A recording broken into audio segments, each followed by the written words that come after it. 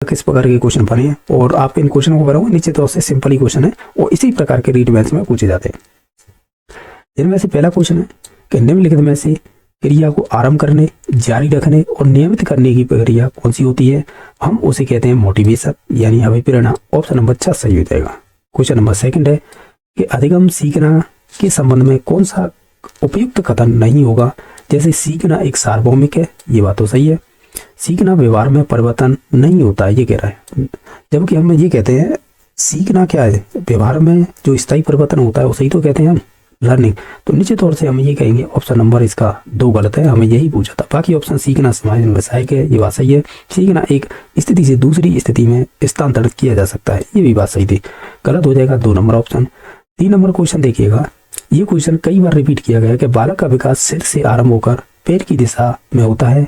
प्रस्तुत कथन विकास के किस सिद्धांत से संबंधित है?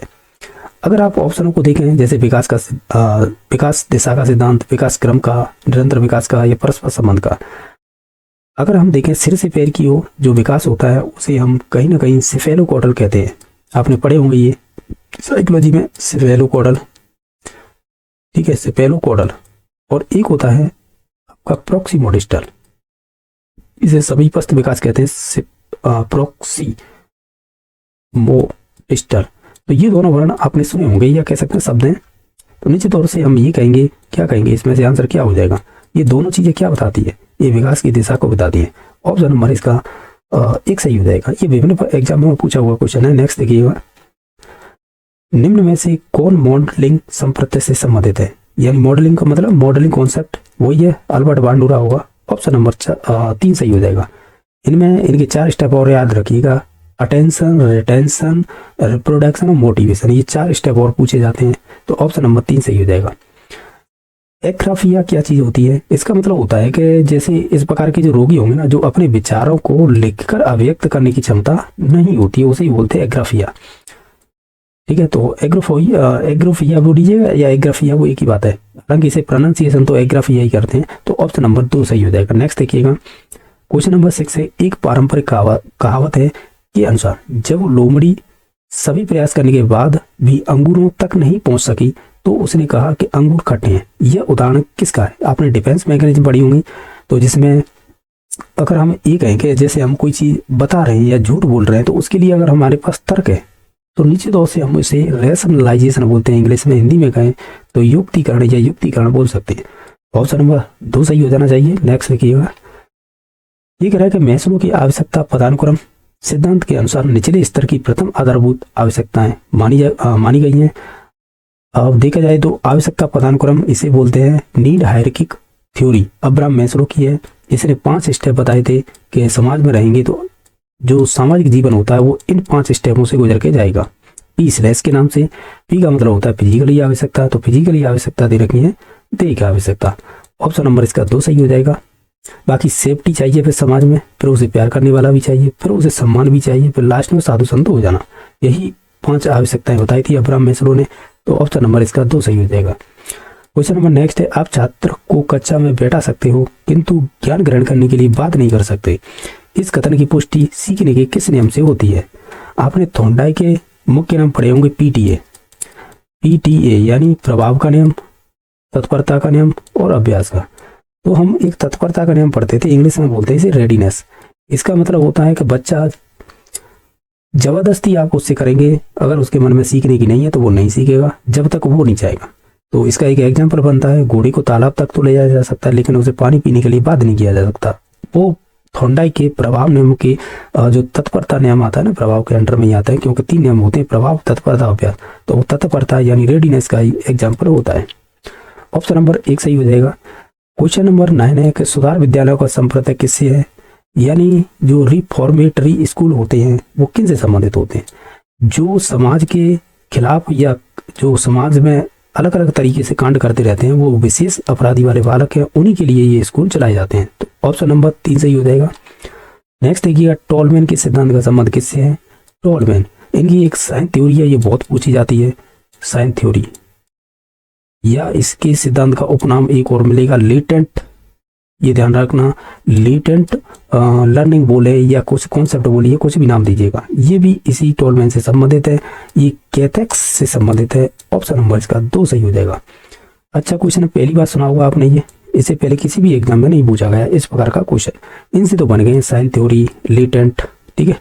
नेक्स्ट देखिएगा जो 11 नंबर है कि निम्नलिखित में से किसमें मूल प्रवृत्ति संबंध संवेग से मेल नहीं खाती है। जैसे हास्य है वो आमोद से संबंधित है, सामूहिकता एकाकीपन से है, निवृत्ति घृणा से, लेकिन आत्महीनता नाम की कोई चीज नहीं होती है, यानी मूल प्रवृत्तियों की बात हो रही है। ये विलियम मैकडूगल ने 14 प्रकार की मूल प्रवृत्तियां बताई थी, तो इसमें होती है स्वयं अभिव्यक्ति के नाम से होती है, ना कि आत्महीनता की, तो इस वजह से गलत हुआ है। पियाजे के अनुसार मूर्त सक्रियात्मक अवस्था है। हम जानते हैं, क्या जानते हैं कि मूर्त सक्रियात्मक अवस्था को कॉन्क्रीट ऑपरेशन स्टेज बोलते हैं, जिसकी उम्र 7 से 11 होती है। तो ये 3 नंबर की अवस्था होती है जीन पियाजे की। ऑप्शन नंबर इसका तो सही हो जाएगा। कोहलर ने सिद्ध किया है कि अधिगम, ये हर एक चीज को, यानी जो कोहलर कोप्पा मैक्स वर्दीवर है, ये हर चीज को समग्र रूप में देखते हैं, तभी इसके सिद्धांत को गेस्टाल्टवाद कहते हैं या पूर्णवाद सिद्धांत भी बोलते हैं। तो अगर आप ऑप्शनों को ध्यान से देखेंगे तो 4 नंबर सही हो जाएगा। संपूर्ण परिस्थिति, जो परिस्थिति होती है उसका प्रत्यक्षीकरण, यानी whole situation perception, option number 4 सही हो जाएगा। संबंध प्रतिक्रिया का सिद्धांत किसकी देन है? तो अगर आप ऑप्शनों को देखें तो कहीं ना कहीं कंडीशन रेस्पॉन्स थ्योरी है, या इसे ही आप CR थ्योरी बोलते हैं, या इसे ही क्लासिकल कंडीशन थ्योरी भी बोल देते हैं। तो ये एक आपकी पावलर से संबंधित है, जिसने कुत्ते पर प्रयोग किए थे। कुत्ते पर भी उसकी पेरोटिड्स ग्लैंड्स होती है ना, जो पाचन ग्रंथि होती है उस पर। तो ऑप्शन नंबर 1 सही हो जाएगा। बाकी स्किनर और थॉर्नडाइक ये दोनों व्यवहारवादी हैं। कोहलर कोप्पा मैक्स वर्दीमर है, ये आपके गेस्टाल्टवादी कहलाते हैं। पावलर भी व्यवहारवादी है। इसके अलावा नेक्स्ट देख लेते हैं कि एक 6 साल की बालिका है की मानसिक आयु है 7.5 वर्ष, यानी 7 वर्ष 6 माह की है, तो उसकी बुद्धि लब्धि क्या होगी? आपने पढ़ा होगा आई के बराबर होता है MA यानी मेंटल एज अपॉन CA यानी क्रोनोलॉजिकल एज, मल्टीप्लाई करते हैं हम 100 से। टर्मन का बुद्धि लब्धि निकालने का एक सूत्र है। तो हमें दे रखा है, क्या दे रखा है? बालक की मानसिक, यानी जो बालिका है उसकी मानसिक आयु यानी मेंटल एज MA दे रखा है 7.5, तो रखेंगे 7.5 को 7.5 ही। फिर इसके बाद है और 6 साल की बालिका है, तो यानी वो शारीरिक आयु जिसे CA कह रहे हैं वो हो जाएगी 6 साल, गुणा करेंगे 100 से, तो ये हो जाएगी IQ। अब कर लीजिएगा, जो भी आंसर आएगा वो इसका, जैसे कि हम करें इसे पॉइंट को हटाएंगे, नीचे 0 बढ़ाएंगे, 0 से 0 काटते हैं, ऊपर गुणा करेंगे तो 750 हो जाएगा, नीचे फिर 6 का भाग देंगे, 6 6 होता है, यहाँ हो जाएगी 15, 6 दूनी 12 हो जाएगा, 6 30 हो जाएगा। इस प्रकार हम ये कहेंगे इसकी बुद्धि लब्धि निकल के आएगी 125। क्वेश्चन नंबर नेक्स्ट है, फिल इन द ब्लैंक्स के अलावा निम्नलिखित कोलबर्ग के नैतिक विकास सिद्धांत की अवस्था होगी। अच्छा, के अलावा का मतलब यहाँ पे ये है कि इसमें से कौन सी एक कोलबर्ग के नैतिक विकास सिद्धांत की अवस्था नहीं है। हालांकि इसे अवस्था न कहकर इसे लेवल कहने चाहिए थे, क्योंकि आप भी जानते होंगे जब आप कोलबर्ग के नैतिक विकास सिद्धांत को पढ़ते हैं इसके 3 लेवल होते हैं। जो फर्स्ट लेवल होता है उसे हम कहते हैं, क्या कहते हैं? प्री कन्वेंशनल, जैसे प्राक रूढ़िवादी कहेंगे। एक होता है सेकंड लेवल जिसे कहते हैं हम, यहाँ पे दे रखा है रूढ़िगत, जैसे कन्वेंशनल कहेंगे। तीसरा होता है जिसे हम कहते हैं पश्चात रूढ़िगत, या इसे इंग्लिश में कहते हैं पोस्ट कन्वेंशनल। यहाँ पे एक दे रखा है संवेदीगामक। संवेदीगामक तो आपकी जीन पियाजे की पहले नंबर की अवस्था होती है, जिसे प्री ऑपरेशनल स्टेज, नहीं सॉरी, सेंसरी मोटर स्टेज बोलते हैं, जो 0 से करीबन 1.5 वर्ष होती है, तो वो संबंधित होती है। तो हमें यही पूछा था के अलावा मतलब ये संवेदीगामक अवस्था के अलावा बाकी सभी अवस्थाएं नैतिक विकास सिद्धांत जो कोलबर्ग से संबंधित है। यहाँ पर ये शब्द ये है ना, स्टेज गलत दे रखा है, क्योंकि स्टेज तो अब इसके अंडर में आएंगे। जैसे कि लेवल फर्स्ट में 2 स्टेज थी, सेकंड लेवल में 2 स्टेज है, थर्ड लेवल में 2 स्टेज, इस प्रकार 6 स्टेज। और हम ये कहेंगे, आपने पढ़े होंगे ये 3 लेवल होते हैं। ओवरऑल ये था। हालांकि इसका आंसर 3 पे आसानी से जा सकते थे, वो तो मैंने एक्सप्रेशन किया है कि इस प्रकार भी ये क्वेश्चन बनते हैं। सीखने के वक्र में पठार इंगित करता है। अब तक आपने बहुत पढ़े होंगे पठार या अधिगम के, कि किसी में पहले बढ़ता है फिर घटता है, किसी में कह सकते हैं पहले घटता है फिर बढ़ता है, कुछ इसी प्रकार की पठार होते हैं, ये 3 से 4 प्रकार के। लेकिन ये पहला है हमसे पठार इंगित करता है, यानी सीखने का ये सीधा पठार बताइएगा ये किसको इंगित करता है। ये रुचि की हानि को प्रदर्शित करता है। ऑप्शन नंबर इसका 4 सही हो जाएगा। क्वेश्चन अच्छा पूछा था इन्होंने, ठीक है। नेक्स्ट देखिएगा, क्वेश्चन नंबर है आपका 18। सीखना आवश्यकता की पूर्ति की प्रक्रिया के द्वारा होता है, ये कथन किस अधिगम सिद्धांत से संबंधित है? जब भी सीखने की आवश्यकता की बात होगी, निश्चित तौर से वहां पर प्रबलन का सिद्धांत आएगा, जिसे रेनफोर्समेंट थ्योरी बोलते हैं। ये किससे संबंधित है? रेनफोर्समेंट थ्योरी, ये शायद क्लार्क से संबंधित है। इसे आपने पढ़ा होगा ड्राइव रिडक्शन थ्योरी, वो इसी का नाम है।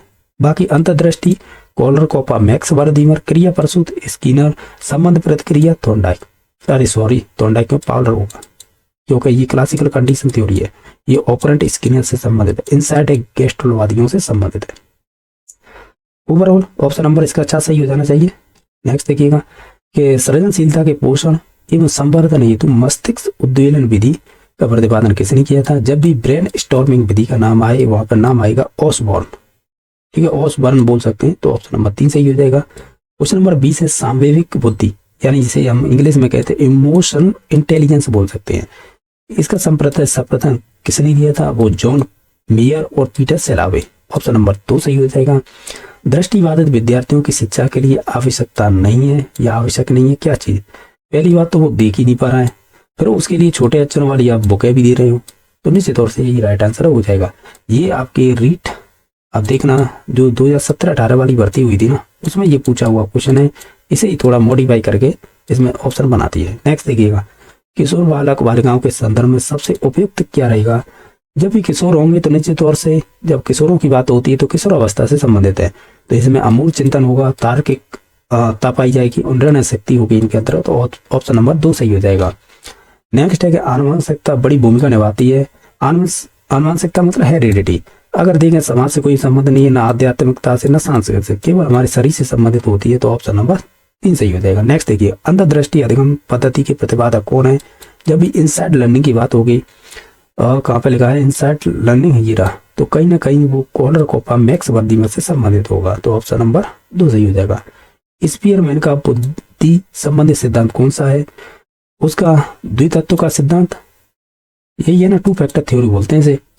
अगर आप देखो, मैं सभी के नाम बताया, तो एक तत्व दिया था अल्बर्ट पेरी ने, द्वितत्व दिया था आपके कह सकते हैं स्पीयरमैन ने, त्रिआयामी जिसे 3 डायमेंशनल थ्योरी बोलते हैं, ये आपके गिलफोर्ड ने दिया था, और बहुतत्व जिसे मल्टी फैक्टर थ्योरी बोलते हैं, ये थॉर्नडाइक से संबंधित है।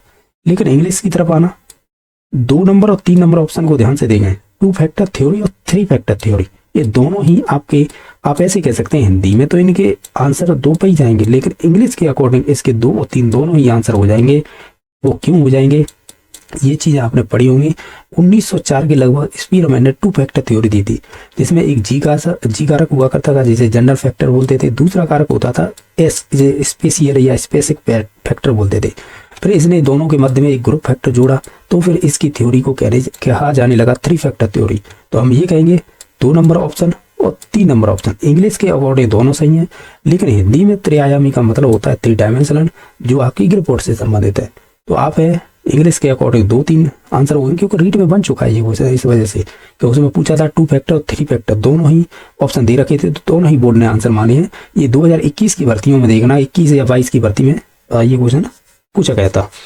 तो ओवरऑल हिंदी में इसका 2 नंबर ऑप्शन आंसर है, और इंग्लिश में देखें तो 2 और 3 दोनों ही सही हो जाएंगे। क्वेश्चन नंबर नेक्स्ट है, अध्यापक को कक्षा में समावेशी वातावरण का सृजन करने के लिए क्या करना चाहिए?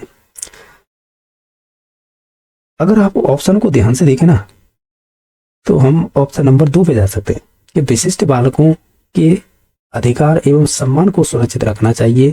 ये हुआ समावेशी वातावरण का सृजन करने का तरीका, ठीक है। क्वेश्चन नंबर 27 है, सतत एवं व्यापक मूल्यांकन में व्यापक से क्या तात्पर्य होता है? हम कहेंगे जिसमें शैक्षिक और शैक्षिक क्षेत्र विकास का मूल्यांकन किया जाता है, उसे ही कहते हैं व्यापक। विकास के किसी भी पड़ाव पर कोई भी वस्तु सिखाई जा सकती है। ये अभिव्यक्ति या ये स्टेटमेंट किसके द्वारा कहा गया था? उसमें नाम आएगा जेन और ब्रूनर का। ऑप्शन नंबर इसका 2 सही हो जाएगा। एक रहा, किसने अधिगम के प्रयास एवं त्रुटि के सिद्धांत संदर्भ में बिल्ली पर प्रयोग किया था? जब भी ट्रायल एवं एरर, जिसे प्रयास एवं त्रुटि बोलते हैं, वहां पर फिर बिल्ली आ जाए तो निश्चित तौर से थोड़ा की होगा, और तो कोई है नहीं, कि पावलर कुत्ता से संबंधित है, ठीक है ना। और स्किनर किससे? शायद कबूतर से किए थे इसने प्रयोग, बाकी गिलफोर्ड तो फिर त्रिआयामी सिद्धांत दिया था, 3 डायमेंशनल थ्योरी, जिसमें COP की बात होती है, कंटेंट, O से हो जाएगा ऑपरेशन यानी संक्रिया, और P से प्रोडक्ट। तो ठीक है, थॉर्नडाइक हो जाएगा। नेक्स्ट देखिएगा, निम्न में से कौन सी व्यक्तित्व मापन की प्रक्षेपी विधि नहीं है? तो इसमें से केस स्टडी है, यानी जिसे जीवन इतिहास विधि बोलते हैं, जो टाइडमैन ने दी थी। तो निश्चित तौर से हम ये कहेंगे ये आपकी प्रक्षेपी विधि नहीं होगी। करके सीखना किस प्रकार की शिक्षा का एक प्रमुख सिद्धांत होगा?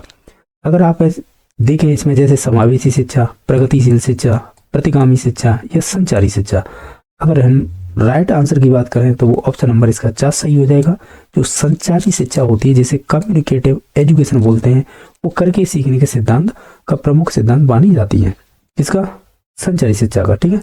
तो ओवरऑल ऑप्शन नंबर 4 सही हो जाएगा, जिसमें हमें यही पूछा था ना, करके सीखना किस प्रकार की शिक्षा का प्रमुख सिद्धांत है, वो संचारी शिक्षा का हो जाएगा। देखने को ऑप्शन ऐसा भी लग रहा है कि पहला भी हो सकता था या दूसरा, देख लीजिएगा, संचारी शिक्षा होगी, ठीक है। नेक्स्ट देखिएगा, सेकंड नंबर क्वेश्चन है या 16 नंबर बोल सकते हैं। सामाजिक सांस्कृतिक विकास सिद्धांत किसके द्वारा प्रतिपादित किया गया था? इंग्लिश देखिएगा, सोशल कल्चर डेवलपमेंट।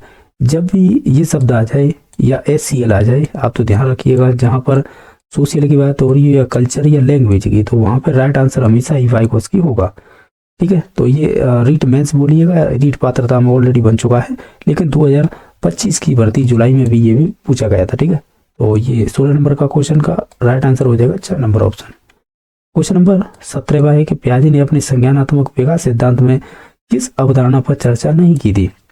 अगर आप देखें तो इनका सिद्धांत था कोग्निटिव डेवलपमेंट थ्योरी। जीन पियाजे सबसे फेमस रहा है, चाहे रीट प्री दे लीजिएगा या मेंस, ये क्वेश्चन इससे आना पक्का है। तो देखिएगा, एसिमिलेशन की बात की है, एकोमोडेशन की बात की है, और इक्विलिब्रिएशन की बात की है। ध्यान रखना, इन्हें इंग्लिश में याद रखना। एक और होती है स्कीमा, उसकी भी बात की है, चाहे तो वो स्कीमा हो या स्कीम हो। स्कीम मतलब एक स्कीम शब्द भी होता है और एक स्कीमा होती है, इनकी भी बात की है।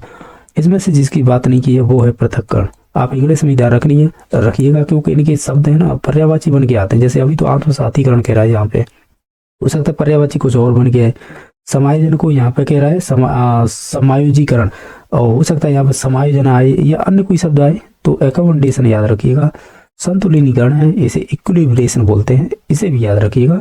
Overall right answer 2 number option हो जाएगा। बहुत आसान क्वेश्चन था, और ये तो रीट का फेमस क्वेश्चन है। ये वाला एक सिगमंड फ्रायड हुआ, एक एरिक्सन हुआ, ठीक है, थॉर्नडाइक, स्किनर, ये वाले कुछ एक आध और है, जैसे कि टोलमैन हो गया, कोटलेवन, जेनर ब्रूनर, रॉबर्ट स्टर्नबर्ग। ये फेमस है रीट के क्वेश्चन, जो बार बार पूछे जाते हैं, ठीक है। तो नेक्स्ट देखिएगा, 18 नंबर क्वेश्चन है, निम्नलिखित में से कौन सा कथन व्यक्ति की भिन्नता के संबंध में सही नहीं है?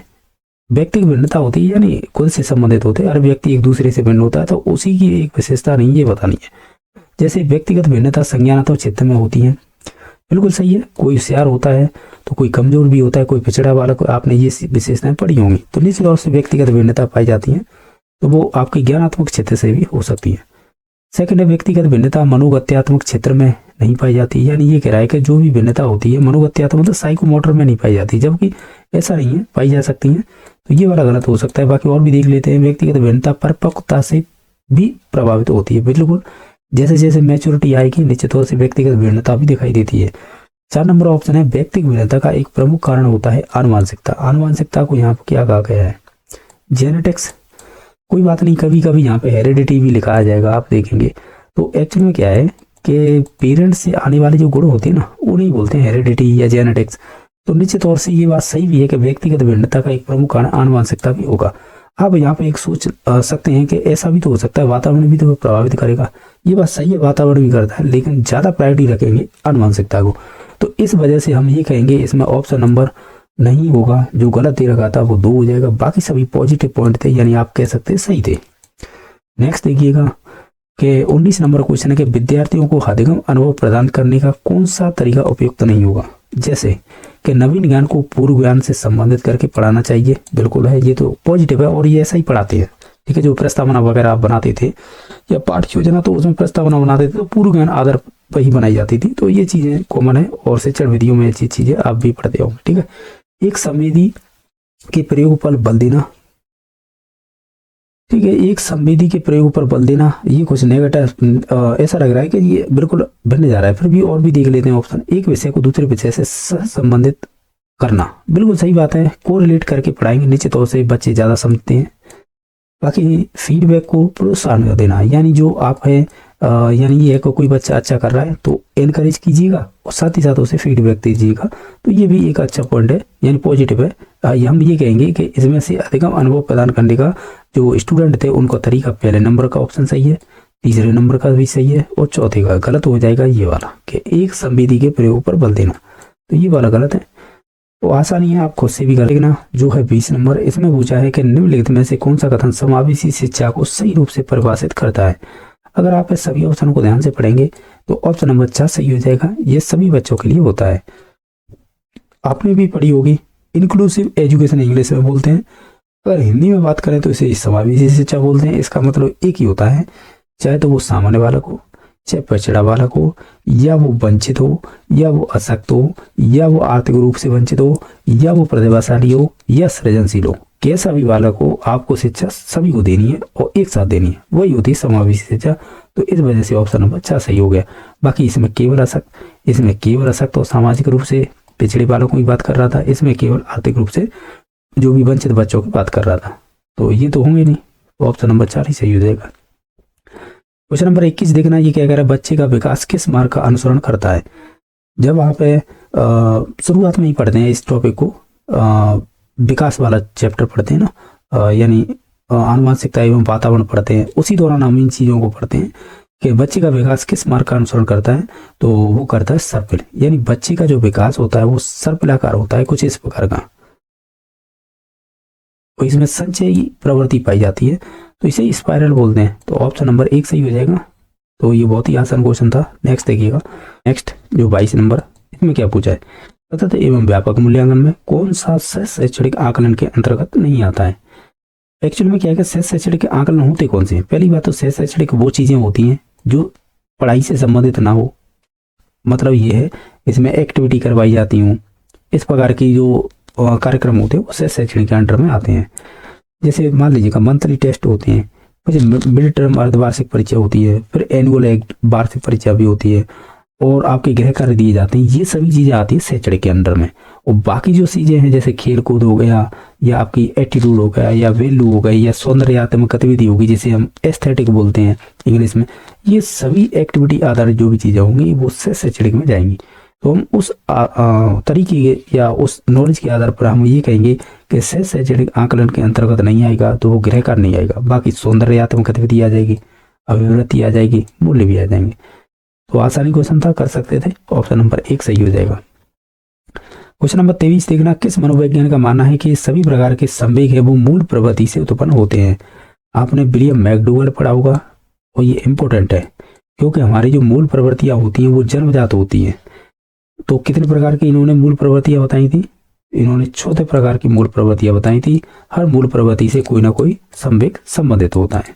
जैसे आपको भय है तो निश्चित तौर से आप पलायन करेंगे वहां से, आपने ये चीजें पढ़ी होंगी, तो ये इसका राइट आंसर 4 नंबर ऑप्शन हो जाएगा। नेक्स्ट देखिएगा जो 24 है कि लैंगिक पक्षपातहीन शिक्षण अधिगम प्रक्रिया के लिए निम्नलिखित में से कौन से कार्य को प्रोत्साहित किया जाना चाहिए, यानी एनकरेज करना चाहिए। ओवरऑल देखा जाए, जैसे लैंगिक पक्षपातहीन शिक्षण अधिगम प्रक्रिया को कह रहा था कि gender wise free teaching learning process. Overall ये कि इसमें से ऐसा ऑप्शन बताइए जो लैंगिक पक्षपातहीन शिक्षण अधिगम प्रक्रिया को एनकरेज करे, यानी प्रोत्साहित करे। तो देखो, समरूप समूह बनाना, ये तो कहीं ना कहीं लड़की लड़की को एक तरफ कर रहा है, यानी ग्रुप का मतलब क्या है कि लड़की लड़की का ग्रुप बनाना या बॉय बॉय का ग्रुप बनाना, तो ये तो आपका एक नेगेटिव पॉइंट हो जाएगा। जबकि ये तो कह रहा है कि एनकरेज करना चाहिए, तो ये होगा नहीं। रूढ़िबद्ध विषय वस्तु का मतलब है आप पूर्वाग्रह ग्रसित हैं, यानी जो लड़की है वो किचन का काम करेगी, और जो बॉयज होंगे वो बॉयज मतलब आदमी होंगे वो बाहर जाके कमा के लाएंगे। तो ये आपकी रूढ़िबद्ध विषय वस्तु हो जाएगी, यानी आप दिमाग में आंख में पूर्वाग्रह से ग्रसित हैं, ऐसे मान सकते हैं। और एक है पक्षपातपूर्ण भाषा का उपयोग करना, तो ये भी कहीं ना कहीं ये लैंगिक पूर्वाग्रह से संबंधित हो जाएगी, तो ये भी छोड़िएगा। एक ऑप्शन बचा है लिंग तटस्थ उदाहरण देना। आपको चाहे वो लड़का हो या लड़की हो, दोनों को समान मानकर ऐसे एग्जाम्पल सटीक आपको रखने होंगे। जैसे मैं कह रहा हूँ ना, जेंडर न्यूट्रल एग्जाम्पल, जिसमें आपको ये नहीं देखना है कि ये लड़की है ये लड़का, एग्जाम्पल सटीक होना चाहिए जिसमें दोनों की भूमिका होनी चाहिए, वो लड़का हो या लड़की हो। कुछ इस प्रकार का होता है ये जेंडर बाइस्ड, ठीक है। तो ये ज़्यादातर रीट वगैरह में तो नहीं बनते हैं, फिर भी बन जाए तो ऑप्शन नंबर इसका 2 सही हो जाएगा। नेक्स्ट देखिएगा कि बच्चों के संवेगों के संदर्भ में निम्नलिखित में से कौन सा कथन सही नहीं है। जैसे संवेगों की प्रकृति व्यक्तिपरक होती है, बिल्कुल है। हर एक का संवेग अलग अलग प्रकार का होता है तो व्यक्तिगत हो जाता है। किसी को जल्दी गुस्सा आता है, किसी को आता ही नहीं, कम आता है उस हिसाब से, तो व्यक्तिगत हो जाएगा। संवेगों में विस्थापन का गुण नहीं होता, इसे छोड़ देते हैं। आगे देखिए, संवेग उद्दीपक का उत्पाद होता है, ये बात सही है। संवेगों की अभिव्यक्ति समान नहीं होती, ये बात बिल्कुल सही है। गुस्से का संवेग अलग होता है।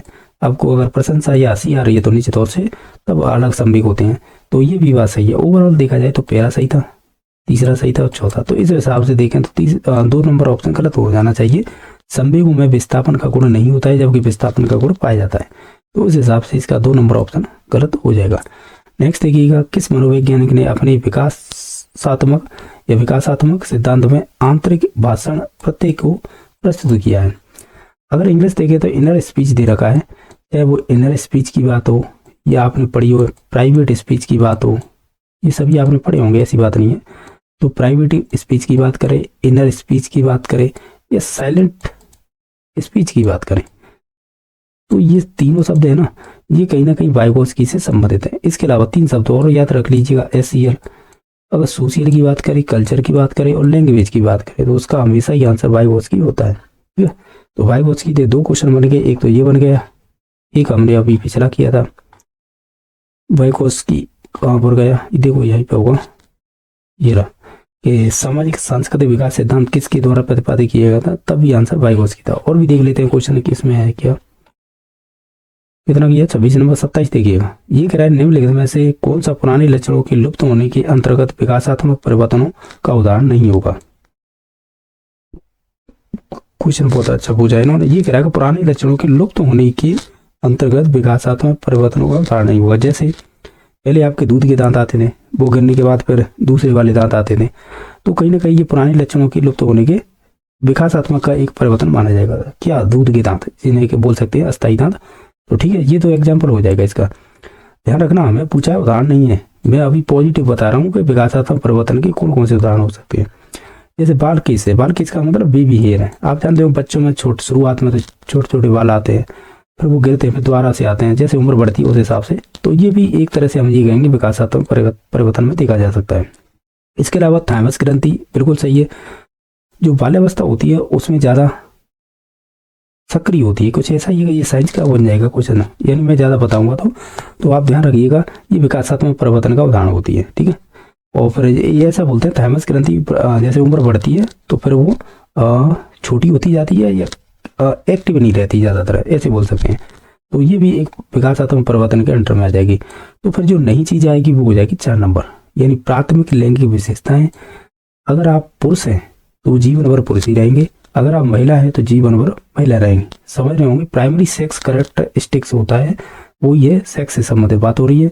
अगर आप पुरुष हैं तो पुरुष ही रहेंगे जीवन भर, स्त्री है तो स्त्री रहेंगे, उस हिसाब से है ये मतलब फिक्स है, यानी जेनेटिक, ये बोल सकते हैं बायोलॉजिकल होते हैं। क्या चीज़, जो आपके जेंडर अलग शब्द है, ये ध्यान रखना, सेक्स अलग चीज़ होती है, तो सेक्स में फिक्स होती है चीज़, पुरुष है तो पुरुष ही रहेंगे जीवन भर और स्त्री है तो स्त्री रहेंगे। जेंडर एक सामाजिक गुण होता है, वो अलग चीज़ है, उसमें ट्रांसजेंडर वगैरह वो चीज़ आती है। ये चीज़ आप जब साइकोलॉजी पढ़ेंगे ना थोड़ी ज्ञान, तब इन चीज़ों की नॉलेज हो पाती है। अदरवाइज हम सेक्स और जेंडर एक ही मान के चलेंगे, क्योंकि जब आप लैंगिक बोलेंगे ना तो आप कन्फर्म नहीं कर पाएंगे कि ये कहीं ना कहीं आपके सेक्स की बात कर रहा है या जेंडर की बात कर रहा है। ये तो फिर इंग्लिश दे रखी होती है, उस आधार पर आप कुछ चीज़ें अपने अंडरस्टैंडिंग के आधार पर पता कर सकते हैं, ठीक है। ओवरऑल इसका ऑप्शन नंबर 4 सही हो जाएगा। नेक्स्ट देखिएगा, निम्नलिखित में से कौन सा कारक है जो वर्ण के पदानुक्रमिक बुद्धि सिद्धांत से संबंधित नहीं है। बर्ट एवं बर्नर पढ़ा हुआ आपने, बुद्धि के सिद्धांत में आता है, तो बताइएगा उसके सिद्धांत में कौन सा संबंधित नहीं है, यानी उसके सिद्धांत में किन किन तत्वों की बात हुई है और किन की नहीं हुई है, तो वही पूछा है। अगर आप पूरे सिद्धांत को पढ़ेंगे तो उसके में देखो, मैं आपको बता दूं, लघु कारक जिसे आप माइनर फैक्टर बोलेंगे, इसकी बात हुई है। फिर जो प्रमुख कारक होते हैं जैसे मेजर कह सकते हैं कारक, ये संबंधित है। एक विशिष्ट कारक होते हैं, स्पेसिफिक फैक्टर, इनकी तो बात की है, लेकिन व्यक्तिगत कारकों की कोई बात नहीं की है। तो इस हिसाब से 2 नंबर ऑप्शन हो जाएगा राइट आंसर। अगर स्पेसिफिक फैक्टर की बात की जाती है तो विशिष्ट गुण बोलते हैं या विशिष्ट कारक, तो कहीं ना कहीं आपने स्पीयरमैन भी पढ़ा होगा, उसने 2 फैक्टर थ्योरी दी थी, बाद में वो 3 फैक्टर कर दी गई थी, उसके भी स्पीयर ईयर होगा, यहाँ पे यह और आएगा, स्पीयरमैन बोलते हैं। ये पढ़ी होगी आपने, क्योंकि इसके रीट में बहुत ज़्यादा क्वेश्चन बने हैं कि 2 फैक्टर थ्योरी किसने दी थी, जिसमें आपके जनरल फैक्टर और स्पेसिफिक फैक्टर हुआ करते थे, यानी जिसे कह सकते हैं सामान्य कारक और विशिष्ट कारक। उसमें एक तीसरा गुण कह सकते हैं फैक्टर और जोड़ा था, जो ग्रुप फैक्टर, जिसे 3 फैक्टर थ्योरी भी कहने लगे थे स्पीयरमैन की। पहले तो 2 फैक्टर थी, फिर इसमें एक शब्द जोड़ के उसने 3 फैक्टर थ्योरी भी कर दी। ये दोनों ही क्वेश्चन रीट में बन चुके हैं। ओवरऑल ये बट एवं बर्नर आया था, तो मैंने बता दिया एक्स्ट्रा, ये चीज़ें आपने पढ़ी होंगी बुद्धि के सिद्धांतों में। नेक्स्ट है, इसमें पूछा गया कि निम्नलिखित में से कौन सा केवल पर्यावरण से प्रभावित होता है। अगर आप सभी ऑप्शनों को देखें, देखो मानसिक क्षमताएं होती है ना, मेंटल एबिलिटी, तो कहीं ना कहीं ये आपकी जेनेटिकली बोल सकते हैं या बायोलॉजिकली बोल सकते हैं, ठीक है, या आप आंतरिक बोल सकते हैं, तो ये तो होंगी नहीं पर्यावरण से संबंधित या प्रभावित। संवेग की बात करें, ये भी हमारी कहीं ना कहीं संवेग इंटरनली होती है, ठीक है, और जन्मजात भी मान सकते हैं, क्योंकि हमारी मूल प्रवृत्तियां कहीं ना कहीं संवेगों से संबंधित होती है। अब अभिवृत्ति की बात की जाती है, यानी एटीट्यूड, निश्चित तौर से इसे आप अभिवृत्ति बोलिएगा या नजरिया बोलिएगा या शिष्टाचार बोलिएगा, तो कहीं ना कहीं एटीट्यूड हमारे कह सकते हैं केवल वातावरण से प्रभावित होता है। बाकी अभिरुचि की बात करें तो अभिरुचि मतलब इंग्लिश में कहते हैं इंटरेस्ट। इंटरेस्ट आंतरिक भी होता है और बाह्य भी होता है। तो पर्टिकुलर इसमें अगर ये ऑप्शन नहीं होते ऊपर के, तो हम अभिरुचि पे जा सकते थे, लेकिन अभिरुचि दोनों प्रकार की होती है, आंतरिक भी होती है और बाह्य भी होती है। तो हम इसमें से ऑप्शनों के आधार पर चलें तो सबसे बेस्ट रहेगा ऑप्शन अभिवृत्ति, ठीक है। तो इसका आंसर हो जाना चाहिए। ये कह रहा है निम्नलिखित में से कौन सा विकल्प है बच्चों में होने वाले शारीरिक परिवर्तनों से संबंधित नहीं है। एक्चुअल में क्या है कि शारीरिक परिवर्तनों से संबंधित नहीं है, तो आप अगर इसे ध्यान से देखें, जैसे शुरुआत में बच्चा बहुत छोटा होता है, आप देखेंगे, तो फिर जैसे जैसे उसकी उम्र बढ़ती है, मैच्योरिटी आती जाती है, तो उसकी लंबाई बढ़ती है, तो इसका मतलब शारीरिक परिवर्तन होता है। वर्दी का मतलब यहाँ पे सेंस ले सकते हैं, जैसे चेस्ट होता है, तो बच्चों का शुरुआत में छोटा ही होता है, जैसे जैसे परिपक्वता या मैच्योरिटी या उम्र बढ़ती है, तो निश्चित तौर से चेस्ट मतलब बढ़ना एक तरह से वो पर्दी के अंडर में आ जाएगा, ठीक है। या इसका और भी सेंस ले सकते हैं। नेक्स्ट देखिएगा, आंतरिक अंग निश्चित तौर से शारीरिक परिवर्तन के अंडर में आ जाएगा, क्योंकि बहुत सारी चीजें इंटरनली होती हैं, वो भी परिवर्तन होती है, शारीरिक परिवर्तन के अंडर में आ जाएंगी। लेकिन जो आपका प्रत्यक्षण, जिसे इंग्लिश में कहते हैं परसेप्शन, ये परसेप्शन आपकी पहली बात तो ये है कि हमारे माइंड से संबंधित होता है। आंखों से देखते हैं तो जो हम दृष्टि में देखते हैं, दृष्टि क्या बोलते हैं, ऐसे ही बोल सकते हैं, जो हम अपने सामने देखते हैं उसी का परसेप्शन हमारे दिमाग में बनता है, तो ये बाह्य होगा, ना कि ये शारीरिक होगा। समझ रहे हो ना। या आप परसेप्शन को मेंटली से जोड़ सकते हैं, लेकिन शारीरिक परिवर्तन से नहीं जोड़ेंगे, ऐसे कह सकते हैं। तो इससे जो संबंधित थे वो 1 2 3, जो नहीं होगा वो हो जाएगा 4 नंबर ऑप्शन। और बाकी आसानी क्वेश्चन था, आप खुद से भी कर सकते थे। इसके अलावा और भी क्वेश्चन है, तो चलो हम और भी देख लेते हैं। ये तो हमने 15 क्वेश्चन किए थे, मैं इसके बाद एनईपी के कराने वाला था क्वेश्चन, लेकिन उसे हम अगले पार्ट में देख लेंगे। कुछ और भी क्वेश्चन बचे उन्हें देखते हैं। क्वेश्चन नंबर देखना 14, ज्ञानेंद्रियों से प्राप्त अनुभूति किस प्रकार का संज्ञान होती है। ये रीट में ऑलरेडी बन चुका है क्वेश्चन, हालांकि इसमें से बहुत सारे ऐसे क्वेश्चन हैं जो रीट में ऑलरेडी बन चुके हैं, लेकिन ये है कि 2025 की भर्तियों में किस प्रकार के क्वेश्चन बने, मैं उस हिसाब से करा रहा था। तो ज्ञानेंद्रियों से प्राप्त अनुभूति किस प्रकार का संज्ञान है, ये आपकी संवेदना से संबंधित होती है, जिसे सेंसेशन बोलते हैं। बाकी इनसे कोई संबंध नहीं है, ठीक है। तो ये ऑलरेडी रीट में बन चुका है। और भी देखिएगा, क्वेश्चन नंबर 13 देखना, निम्नलिखित में से कौन सा बच्चों के समाजीकरण की प्रक्रिया को प्रभावित करने वाला एक धनात्मक कारक नहीं है। तो देखिए, उपयुक्त भाषा बिल्कुल हो सकता है ये, ठीक है। सामाजिक वंचन, एक तरह से आपको अलग कर देना या उससे रिमूव कर देना, वो चीज है ये, तो ये वाला गलत है। बाकी लोकतांत्रिक वातावरण, तो ये तो पॉजिटिव है। सामाजिक मनोवृत्ति, ये भी पॉजिटिव, गलत आंसर हो जाएगा इसका 2 नंबर ऑप्शन। यही पूछा था कि एक धनात्मक कारक नहीं है, तो 2 नंबर ऑप्शन। क्वेश्चन नंबर 12 देखना, निम्नलिखित में से कौन सी एक उपयुक्त शिक्षण अधिगम व्यूहरचना नहीं होगी या नहीं है। जैसे सहकारी अधिगम, ये तो हो जाएगा। आनंदपूर्ण सीखना, ये भी हो जाएगा। बहुत संबंधी शिक्षण से सीखना, ये भी हो जाएगा। लेकिन रटंत अधिगम नहीं होगा, ये नेगेटिव में जाएगा, यानी ये गलत होता है रटना वगैरह। नेक्स्ट देखिएगा, सीखने का आकलन को इस नाम से भी जाना जाता है। आपने ये पढ़े होंगे मूल्यांकन के अंडर में, और या आप मोस्टली तो मूल्यांकन के अंदर में ही पढ़ते हैं। जैसे प्रकार पढ़ते हैं हम, जैसे कि रचनात्मक और योगात्मक, निदानात्मक, ये 3 प्रकार पढ़ते हैं। तो उन्हीं की विशेषताओं में आते हैं ये। जैसे सीखने के लिए आकलन क्या होता है, ठीक है, और एक होता है सीखने का आकलन, एक होता है सीखने का स्वयं का आकलन होता है। वो 3-4 शब्द होते हैं ये। इसमें सीखने का आकलन संबंधित होता है आपके योगात्मक से, और सीखने के लिए आकलन होता है वो रचनात्मक से। बाकी निदानात्मक तो आप जानते होंगे, इसका मतलब होता है कि जो बच्चा नहीं सीख रहा है तो लर्निंग डिफिकल्टी जहाँ पे आती है तो उसके रीजन जाने जाते हैं, क्यों नहीं सीख पा रहा है, तो उसे ही बोलते हैं निदानात्मक मूल्यांकन। उपचारात्मक, अगर हमने यहाँ पर रीजन जान लिए, कहाँ पर, निदानात्मक में जो भी रीजन होंगे, फिर उन रीजनों के आधार पर आप उसका एक तरह से उपचार करेंगे, या उसे उन जो भी डिफिकल्टी रही है ना लर्निंग में, उन्हें दूर करेंगे, ऐसे बोल सकते हैं, उसे बोलेंगे उपचारात्मक मूल्यांकन। ओवरऑल इसका ऑप्शन नंबर 1 सही था, बाकी सभी इससे संबंधित नहीं थे। क्वेश्चन नंबर 10 देखना, इससे भी क्वेश्चन बहुत पूछे जाते हैं, चाहे रीट मेंस हो या आपकी रीट पात्रता हो। कॉल भर के आंसर निम्नलिखित में से कौन सी अवस्थाएं पूर्व पारंपरिक नैतिकता के अंतर्गत नहीं आती हैं। ओवरऑल देखा जाए तो कहीं ना कहीं इंग्लिश में पढ़ेंगे इसे पूर्व पारंपरिक नैतिकता को, तो कहीं ना कहीं हम बोलते हैं प्री कन्वेंशनल मॉरलिटी, तो इसकी विशेषता नहीं है। कॉल भर के बारे में थोड़ी सी 2 लाइन 3 लाइन सुनिएगा। पहली बात, इन्होंने 3 लेवल 6 स्टेजें बताई थी। प्रत्येक लेवल में 2 स्टेजें थी। जैसे प्री कन्वेंशनल था, उसमें 2 स्टेजें थी।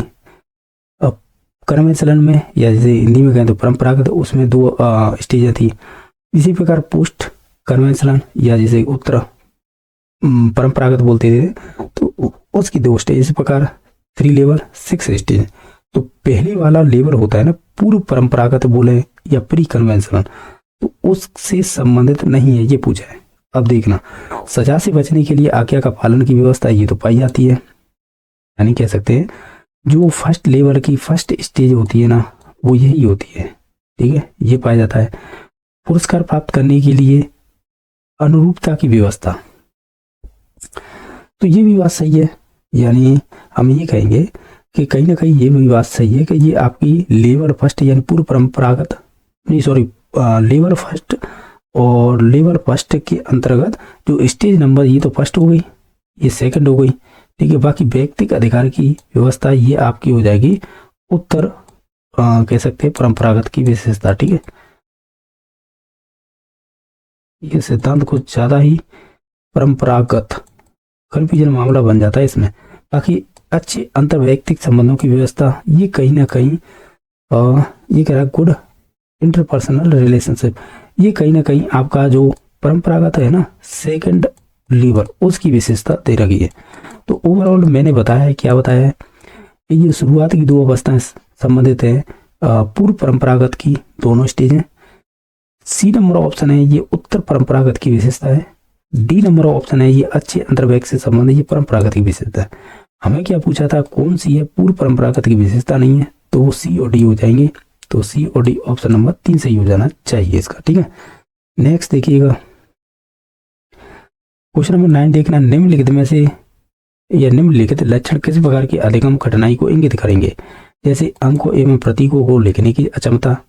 सेकंड है आधारभूत अंक गणितीय गणना में कठिनाई होना।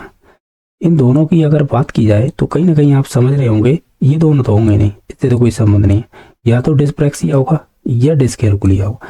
डिस्प्रैक्सिया वो चीजें होती है जिसमें सभी डिसेबिलिटी आ जाती है, तो ये भी नहीं होगा। हमें कहीं ना कहीं एक चीज जानते हैं कि जब भी आप गणनाओं से संबंधित जो भी डिसेबिलिटी होती है वो डिस्कैलकुलिया में आती है, तो उस हिसाब से हम जान सकते हैं कि पहला ऑप्शन हो जाएगा।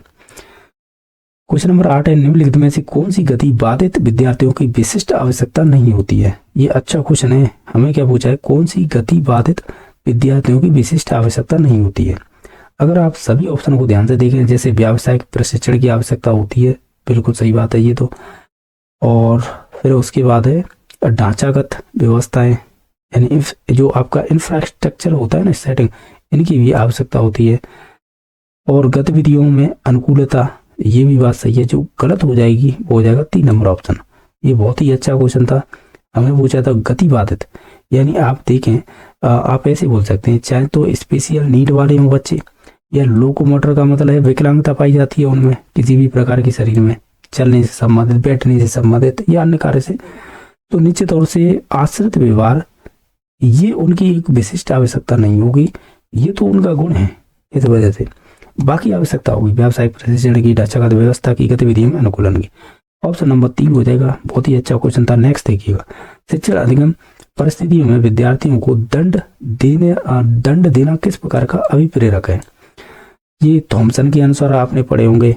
बहुत सारे मनोवैज्ञानिक है जिन्होंने बताया था कि प्राकृतिक कौन सी चीजें होती हैं, कृत्रिम कौन सी चीजें होती हैं, वातावरणीय कौन सी होती हैं, ये प्रकार है। तो अभिप्रेरक 2 प्रकार के होंगे, एक तो जन्मजात होते हैं, एक अर्जित होते हैं, या आप ऐसे बोल सकते हैं आंतरिक होते हैं, बाह्य होते हैं, या फिर ऐसे बोल सकते हैं जैविक होते हैं, और फिर वातावरणीय भी होते हैं। ये ऐसे प्रकार होते हैं। तो बताइएगा, तो आप तो विद्यार्थियों को दंड दे रहे हैं, किस प्रकार का अभिप्रेरक होगा, ये आपका बाह्य हो जाएगा। ठीक है, तो ऑप्शन नंबर 3 से शारीरिक मत लगा देना, क्योंकि अभिप्रेरक पूछा है। अगर यहाँ पे अभिप्रेरक नहीं होता तब हम शारीरिक पे जा सकते थे, अगर अभिप्रेरक पूछा है फिर हम इसके बाह्य पे जाएंगे। ठीक है, ऑप्शन नंबर 3 सही हो जाएगा। नेक्स्ट देखिएगा, निम्नलिखित में से कौन सा विकल्प है जो सृजनशील बालक की व्याख्या यानी सही व्याख्या नहीं करता है।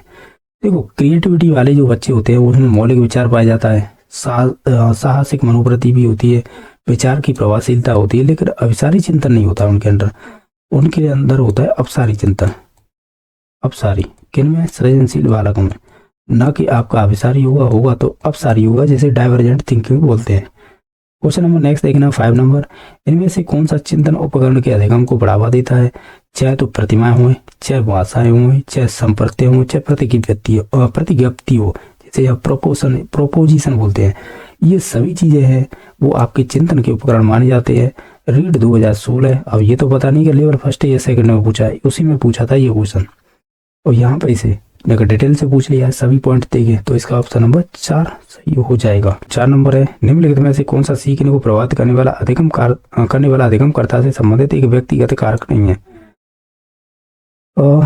इसमें से हो जाएगा विषय वस्तु। क्यों हो जाएगा? देखो, विषय वस्तु को व्यक्तिगत कारक थोड़ी है कोई, बाकी तत्परता बिल्कुल व्यक्तिगत होती है। आपने ये थॉर्नडाइक के मुख्य नियम तो पढ़े होंगे, प्रभाव का, तत्परता का, अभ्यास का। उसमें एक एग्जाम्पल पढ़ते थे, घोड़े को तालाब तक तो ले जाया जा सकता है, लेकिन उसे पानी पीने के लिए बाद नहीं जाया जा सकता। वो किसका एग्जाम्पल होता है? वो तत्परता का होता है, क्योंकि उसे प्यास लगेगी तभी तो पिएगा, जबरदस्ती से थोड़ी पिएगा। तो यही है, ये व्यक्तिगत कारक होता है। बच्चा सीखना चाहेगा तभी सीखेगा, अदरवाइज उसे कितना भी प्रयास कर लेगा, वो जब तक उसके खुद तैयार नहीं होगा सीखने के लिए तब तक नहीं सिखा सकते। तो वो व्यक्तिगत कारक में आता है। ये अभिक्षमता जन्मजात होती है तो ये व्यक्तिगत हो जाती है, और महत्वाकांक्षा तो व्यक्तिगत होती है। तो इस वजह से विषय वस्तु से कोई संबंध नहीं था व्यक्ति का। ये वाला ऑलरेडी आपके 2023 में और पात्रता में किसी परीक्षा में पूछा जा चुका है, रीट वगैरह में किसी में। अब ये तो कन्फर्म नहीं है, लेकिन पूछा जा चुका है कि CWSN का अर्थ क्या होता है। आप भी जानते होंगे। इसे इंग्लिश में कहें तो हम ये कहेंगे children with the special need. तो इसे आप तो children with the special needs बोल सकते हो। हिंदी में कहें तो विशिष्ट आवश्यकता वाले बच्चे। ऑप्शन नंबर 3 सही हो जाएगा। क्वेश्चन नंबर 2 देखना, निम्नलिखित में से कौन सा अभिप्रेरक अधिगम को सकारात्मक रूप से प्रभावित नहीं करेगा। यानी सकारात्मक रूप से प्रभावित नहीं करेगा अभिप्रेरक वही है, मोटिव की बात कर रहा है, जैसे प्रगति की अनभिज्ञता, यही हो जाएगा। क्योंकि ये कह रहा है अनअवेयरनेस ऑफ प्रोसेस। उसे प्रकृति है, यानी हमारा जो प्रगति का मतलब यहाँ पर नेचर नहीं होगा, यहाँ पर होगा प्रोसेस। तो निश्चित तौर से जो प्रोसेस की अनभिज्ञता का मतलब है कि वो आपके अधिगम को सकारात्मक रूप से प्रभावित नहीं करेगा। अगर उसे अवेयरनेस होगी तभी तो प्रोसेस को प्रभावित कर देगा। तो उस आधार से इसका ऑप्शन नंबर 1 सही हो जाएगा। बाकी लक्ष्य निर्धारित व्यवहार, सामाजिक अनुमोदन, प्रशंसनीय व्यवहार, ये तो सभी संबंधित है। जो नहीं होगा वो हो जाएगा 1 number option. Question number next देखना, निम्नलिखित में से कौन सा कथन है बाल्य अवस्था की दल क्रियाओं का उनके अधिगम पर सकारात्मक प्रभाव सुनिश्चित नहीं करता है। तो बताइए कौन सा ऑप्शन होगा। ये तो पढ़े होंगे आपने, जैसे ऐसे कह सकते हैं हम, आपने जो अवस्थाएं पढ़ी होंगी, जैसे शैशवावस्था, पूर्व बाल्यावस्था, बाल्यावस्था, उत्तर बाल्यावस्था, पूर्व किशोरावस्था, किशोरावस्था, उत्तर किशोरावस्था। तो बताइएगा, वहीं से पूछा है कि उत्तर बाल्यावस्था, ये लिखा है ना, उत्तर बाल्यावस्था की जो दल क्रियाओं का उनके अधिगम पर सकारात्मक प्रभाव सुनिश्चित नहीं करेगा। जैसे अनुरूप व्यवहार सीखते हैं, बिल्कुल सही बात है। बच्चे हैं, दूसरों जैसे कैसे करेंगे उसके अनुरूप ही व्यवहार सीखते हैं। सामाजिक जो भी मानदंड होते हैं उनका पालन करते हैं, बिल्कुल सही बात है, क्योंकि समाजीकरण का गुण इसी पूर्व बाल्यावस्था या बाल्यावस्था के अंडर में ही पाया जाता है, या सीखते हैं बच्चे, ऐसे कह सकते हैं। सामाजिक अंतर्दृष्टि विकसित होती है, बिल्कुल सही बात है, समाज में रहेगा तो इनसाइट बोलते हैं इसे, ये निश्चित तौर से विकसित होती है समय के हिसाब से, ठीक है। तो ये बाल्यावस्था की विशेषता में आ जाएगा। यानी ओवरऑल 1 2 3 सही थे, लेकिन पूर्वाग्रही मनोवृत्ति धारणा यानी होल्ड प्री जुडिशियल, यानी अब पहले कोई धारणा बना चुके हैं, तो ऐसा नहीं होगा। यानी ये तो फिर उसमें चले जाते हैं जो लैंगिक पूर्वाग्रह वगैरह होते हैं ना, या कह सकते हैं स्टीरियोटाइप, उस चीज प्रकार की बात कर रहा है, ऐसा नहीं होता है, तो ये गलत हो जाएगा। बाकी देखें तो शुरुआत के तीनों ही कथन सही थे। तो इस प्रकार अभी तो हमने इसमें देखिएगा, आपने क्वेश्चन देखे होंगे, इसमें स्टेट लेवल पर हो या केंद्र में हो, सभी को क्वेश्चनों को देखेंगे। जिसमें आपका 14 नंबर का क्वेश्चन है, फ्राइड के मनोलैंगिक विकास के सिद्धांत के अनुसार वह अवस्था जिसमें किशोर विपरीत लिंग के प्रति आकर्षित होते हैं उसे क्या कहा जाता है। देखो किशोर अवस्था की बात भी हो रही है और विपरीत लिंग के प्रति अट्रैक्शन यानी आकर्षण की बात की हो रही है। तो निश्चित तौर से हम जनन अवस्था बोलते हैं, इंग्लिश में कहें तो जेनिटल स्टेज। तो ऑप्शन नंबर 3 सही हो जाएगा। ये चीज आपने रीड में पढ़ी होंगी। इनकी 5 अवस्थाएं होती है, मैंने याद कर रखी है OALPG के नाम से, आप चाहो तो ऐसे भी याद कर सकते हैं OALPOG।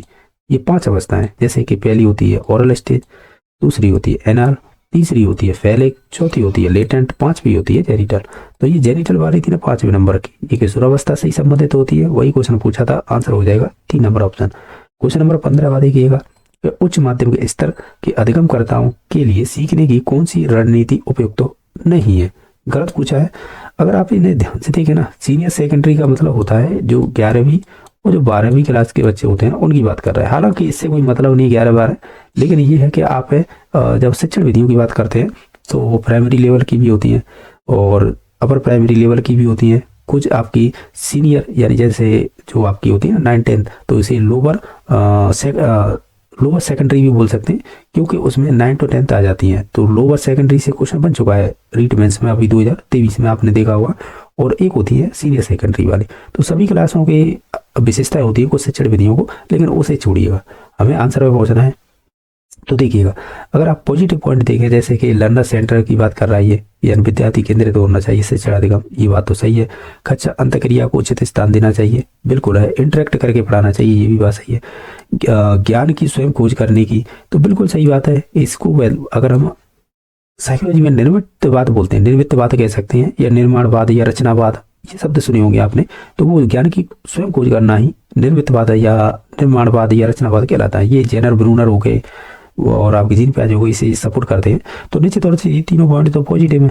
अब रह गया क्या, अधिगम कार्य स्मृति स्तर पर करना चाहिए।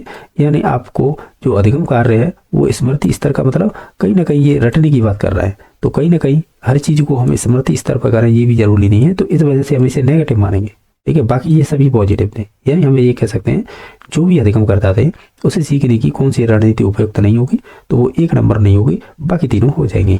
जो है आपका 16 नंबर, निम्नलिखित में से कौन सी सीखने की बाल केंद्रित विधि नहीं है। अगर आप ऑप्शन को ध्यान से देखें, जैसे कि प्रदर्शन, क्षेत्र भ्रमण, अभिक्रमित अन्वेषण और प्रायोजना, तो इसमें से राइट आंसर हो जाएगा 1 नंबर ऑप्शन। जो प्रदर्शन विधि होती है, इसे इंग्लिश में कहते हैं डिमॉन्स्ट्रेशन, ये टीचर सेंटर्ड होती है, तो इस वजह से ये बाल केंद्रित विधि नहीं मानी जाएगी। बाकी क्षेत्र भ्रमण, अभिक्रमित अन्वेषण और प्रायोजना, ये सभी बाल केंद्रित विधियां होती हैं, तो नहीं होगी। ऑप्शन नंबर 1 सही हो जाएगा। क्वेश्चन नंबर 17 देखना, लेखन क्षमता का एक विकार जिसमें अधिगमकर्ता को अच्छा निर्माण, वर्तनी, गत्यात्मक समन्वय आदि में कठिनाई होती है, तो यह विकार कहलाता है। जब भी आप देखते होंगे कि लेखन संबंधी जो भी डिसेबिलिटी होती है या डिसऑर्डर होता है, हम उसे डिस्ग्राफिया के नाम से शब्द से हम डिनोट करते हैं। तो इसका ऑप्शन नंबर 2 सही हो जाएगा। नेक्स्ट देखिए, ये कह रहा है कि श्रवण बाधित बच्चों के लिए निम्नलिखित में से कौन सा अन्वेषण का तरीका उपयुक्त होगा।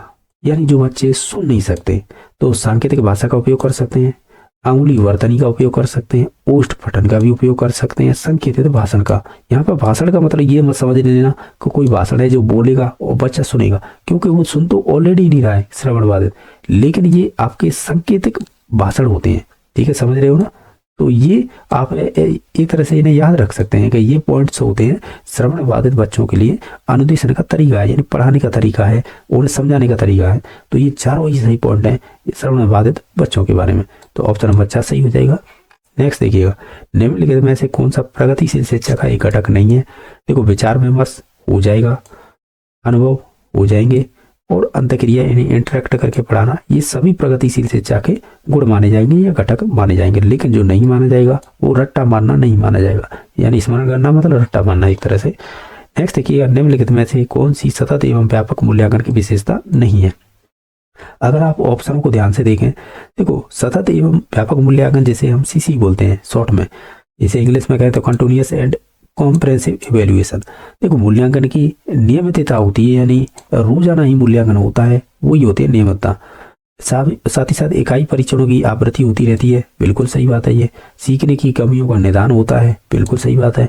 केवल शैक्षिक उपलब्धियों को मापता है ना, इस शैक्षिक के अलावा शैक्षिक उपलब्धियों को भी मापता है, तो इस वजह से ये गलत हुआ है। अदरवाइज ये ऑप्शन सही था, इसमें अगर शैक्षिक और जुड़ जाता तो ये ऑप्शन सही हो जाता। तो हम ये कहेंगे कि क्या कहेंगे, इसमें से 4 नंबर ऑप्शन गलत है, इसी के बारे में बाकी सभी सही थे। क्वेश्चन नंबर 21 है, निम्नलिखित में से कौन सा शिक्षण अधिगम को प्रभावित करने वाला वातावरणीय कारक नहीं है। जैसे आप ध्यान से देखें इसे कि जो मैच्योरिटी होती है वो हमारी वातावरण से प्रभावित नहीं होती है, यानी ये अलग शब्द है। मैच्योरिटी हमारे ये ऑटोनोमस प्रोसेस होती है, यानी ये परिपक्वता अपने आप आती है, तो हमारी इंटरनल ही होती है, यानी शरीर से संबंधित। तो ओवरऑल हम ये कहेंगे कि हमें पूछा था इनमें से शिक्षण अधिगम प्रक्रिया को प्रभावित करने वाला वातावरणीय कारक नहीं है, तो वो हो जाएगी मैच्योरिटी, यानी ऑप्शन नंबर 4 सही हो जाएगा, यानी परिपक्वता बोल सकते हैं। अगर हम बात करें जैसे अधिगम सामग्री, ये वातावरणीय कारक की प्रभावित करने वाली हो जाएंगी। भौतिक स्थितियाँ, ये भी वातावरणीय हो जाएंगी। मनोरंजन की जो भी सुविधाएं उपलब्ध होती हैं तो वो भी वातावरणीय हो जाएगी। जो नहीं होगा ऑप्शन नंबर 4। नेक्स्ट देखिएगा, इसमें पूछा है निम्नलिखित में से कौन सी समावेशी शिक्षा की एक विशेषता नहीं है। अब समावेशी शिक्षा वो शिक्षा होती है जिसमें किसी भी प्रकार का बच्चा हो, आपको तो एक साथ शिक्षा देनी है, बस इसका मीन्स तो मोस्टली यही होता है, और इसके आधार पर ये आंसर लगते हैं। जैसे कि अगर आप इसमें से बताएं कि समावेशी शिक्षा की एक विशेषता नहीं है, अब देखिएगा सभी ऑप्शनों को आप ध्यान से देखें। ये कह रहा है कि ये विशिष्ट शैक्षिक आवश्यकताओं का समर्थन करती है, बिल्कुल सही बात है। यह विविधता का उत्सव मनाने की बात करती है। विविधता का मतलब वही है सभी प्रकार के बच्चे, ठीक है, तो ये भी बात सही है। यह अध्यापक, अभिभावक, बालक एवं समाज की सहभागिता सुनिश्चित करती है, यानी सभी को इंक्लूड कर रही है। तो कहीं ना कहीं तीनों पॉइंट सही है, तो 4 नंबर गलत हो जाएगा। ये कह रहा है यह अशक्त बच्चों की जो विशिष्ट शिक्षा की तक सीमित है। ऐसा नहीं है, चाहे अशक्त होते या वंचित होते, प्रतिभाशाली होते या सामान्य बालक होते, वो तो सभी की बात करती है। ये कह रहा है कि अशक्त बच्चों की विशिष्ट शिक्षा तक सीमित होती है, तो इस वजह से यही गलत है। बाकी सभी ये आपकी समावेशी शिक्षा की विशेषताएं दे रखी थी। क्वेश्चन नंबर नेक्स्ट देखिएगा, ये कोहलबर्ग के नैतिक विकास सिद्धांत की निम्नलिखित अवस्थाओं की उनकी विशेषता के साथ कह सकते हैं सम्मिलित कीजिएगा। देखिएगा, क्वेश्चन कई टाइप से बनते हैं इसके। लॉरेंस कोहलबर्ग जिन्होंने मॉरल थ्योरी दी थी, आप इसके सिद्धांत को बोल सकते हैं। हालांकि जो नैतिक विकास सिद्धांत है वो जीन पैज ने भी दिया था, शुरुआत उसने की थी, उसी का शिष्य था ये कोहलबर्ग। अब देखो क्वेश्चन एक तो बनते हैं लेवरों को लेकर, जैसे पूर्व परंपरागत, परंपरागत और पश्च परंपरागत या पोस्ट बोल सकते हैं। फिर इनकी स्टेजों को लेकर, हर एक लेवल की 2 स्टेजें होती हैं। अब वही स्टेजों के नाम दे रखे, आप तो केवल मिलान कीजिएगा कि नैतिक अवस्थाएं दे रखी हैं, उनकी विशेषताएं, जैसे आप जो जानते हैं ना उस आधार पर भी लगाएंगे तो लग जाएगा। अब इसके नीचे दे रखे कूट, कूट से आसानी ये होगी, आप इसमें से 1-2 भी तो जानते होंगे, तो उनके आधार पर आंसर लग जाएंगे। थोड़ा और जूम कर लें, 1 सेकंड रुकिएगा। अब ये 1 सेकंड रुकिएगा। अब ये 4 अवस्थाएं दे रखी हैं, देखिए नैतिक अवस्थाएं और विशेषताएं, तो ये तो दे रखे हैं आपको ऑप्शन, ये दे रखे सही कूट। अगर इनमें से 1-2 भी मिलान कर देंगे ना तो इनसे मिला लेंगे हम कूट के आधार पर, ठीक है। जैसे हम बात करें जैसे सामाजिक व्यवस्था बनाए रखने का कार्य कौन करता है, वो हमारा कानून करता है, ठीक है, तो ये इससे मिल जाएगा न्याय एवं कानून। तो ये अगर मैं चलो लास्ट में बता दूंगा। बाकी और बात करें जैसे अच्छे अंतर्वैयक्तिक संबंध कब होंगे, जब हम दूसरों को स्वीकृति पाएंगे या पाना एक तरह से। बाकी सार्वभौमिक नैतिकता ये संबंधित होती है लेवल 3, और लास्ट नंबर की 6 नंबर की स्टेज होती है उसमें आती है। इसका मतलब ये होता है कि आप अंतःकरण द्वारा शाश्वत मूल्य मानते हैं। फिर बचा कौन सा, इनाम की लालच में अनुपालन करना, ये फिर स्वार्थ पूर्ति आधारित अवस्था हो जाएगी। इंग्लिश इधर दे रखी है, मिलाना चाहो तो इंग्लिश के थ्रू मिला सकते हैं। इसका ऑप्शन नंबर 1 सही हो जाएगा। एक्चुअल में क्या है कि मैं आपको बताते चलूँ, इनाम की लालच में अनुपालन ये कहीं ना कहीं लेवल 1 में विशेषता आती है, स्टेज नंबर 1 उससे संबंधित हो जाएगी। सामाजिक व्यवस्था बनाए रखना ये आपकी L2 यानी लेवल 2 की स्टेज नंबर शायद ये 4 है। यानी हालांकि हर एक लेवल में 2 अवस्थाएं होती हैं, आप भी जानते होंगे, 1 नंबर की, 2 नंबर की, फिर दूसरे नंबर लेवल में हो जाती हैं 2 अवस्थाएं, तीसरे नंबर की और चौथे नंबर की। ये चीज़ें आप पढ़ी होंगी तो कनेक्ट कर पा रहे होंगे। एक होती है लेवल 3, तो इसमें होती है फिर 5 नंबर की अवस्था, और एक होती है 6 नंबर की। ये सभी पढ़ी होंगी। तो मैंने ये बताया था, क्या बताया था, सामाजिक व्यवस्था बनाए रखना, ये कहीं ना कहीं आपकी लेवल 2 की 4 नंबर की अवस्था।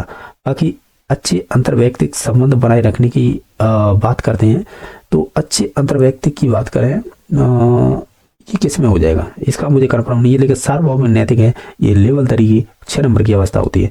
तो आप इस ऐसा तो क्वेश्चन पूछा नहीं गया था, केवल आपको विशेषताएं दे रखी हैं, उसके आधार पर कनेक्ट करना था।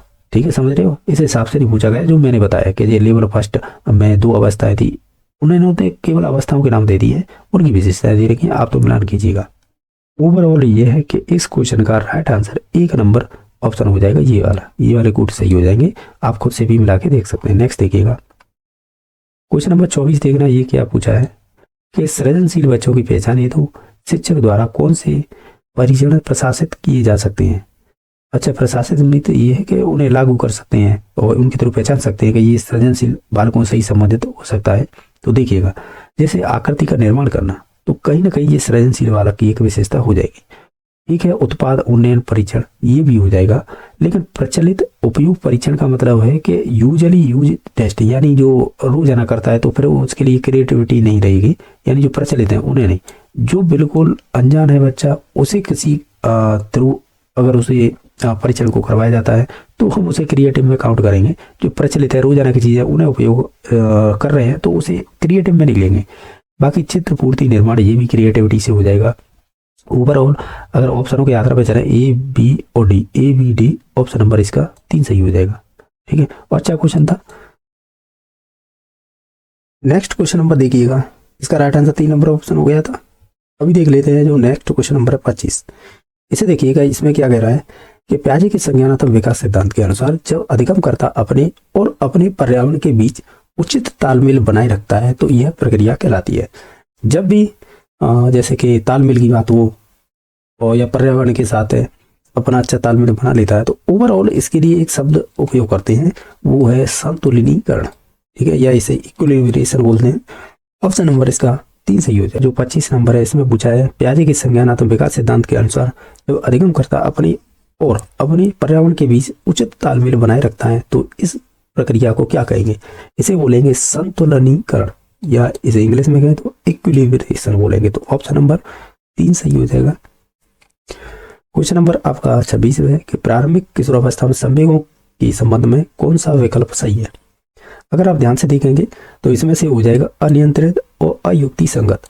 ऑप्शन नंबर 3 सही हो जाएगा। नेक्स्ट देखिएगा कि बांडुरा के सामाजिक अधिगम सिद्धांत के सोपानों का क्रम से व्यवस्थित कीजिएगा। सही गुट का चयन कीजिएगा। ये आपको दे रखे हैं, जैसे कि व्यवहार का प्रत्यक्षीकरण, पुनर्वलन, स्मरण और क्रियात्मक परिणति। ओवरऑल देखा जाए इनके 4 स्टेप चलते हैं। आपने देखा होगा जैसे अटेंशन, रिटेंशन, मोटिवेशन, रिप्रोडक्शन, ऐसे पढ़े होंगे आपने। ठीक है, तो उन्हें दूसरे शब्दों में, यानी ऐसे कह सकते हैं पर्यायवाची शब्द उपयोग करके यहाँ पे ये बना दिए, जैसे प्रत्यक्षीकरण, पुनर्वलन, स्मरण, क्रियात्मक परिणति। तो अगर हम देखें तो शुरुआत में क्या होगा? शुरुआत में हम किसी चीज का प्रत्यक्षीकरण करेंगे। ठीक है, फिर उसके बाद है उसे स्मरण करेंगे, जो भी आपने देखा है उसे। फिर उसके बाद उसका क्या करेंगे? उसे बार बार रिपीट करेंगे उसी व्यवहार को। फिर लास्ट में जाके आपको पुनर्वलन मिलेगा। तो कुछ इस प्रकार का ऑप्शन नंबर 1 सही हो जाएगा। यह अच्छा क्वेश्चन है। क्वेश्चन नंबर 28 है समावेशी शिक्षा की दृष्टि से निम्नलिखित में से कौन सी निःशक्त बच्चों की आवश्यकता नहीं होनी चाहिए? देखिएगा, निःशक्त बच्चों की आवश्यकता नहीं होनी चाहिए समावेशी शिक्षा की दृष्टि से। तो देखिएगा, अगर आप सभी ऑप्शनों को ध्यान से देखें, जैसे स्वयं की निःशक्तता से निपटने की आवश्यकता होती है, उचित निर्देशन और परामर्श की आवश्यकता होती है, दूसरों पर निर्भर रहने की आवश्यकता होती है, या सहायक उपकरणों की आवश्यकता होती है।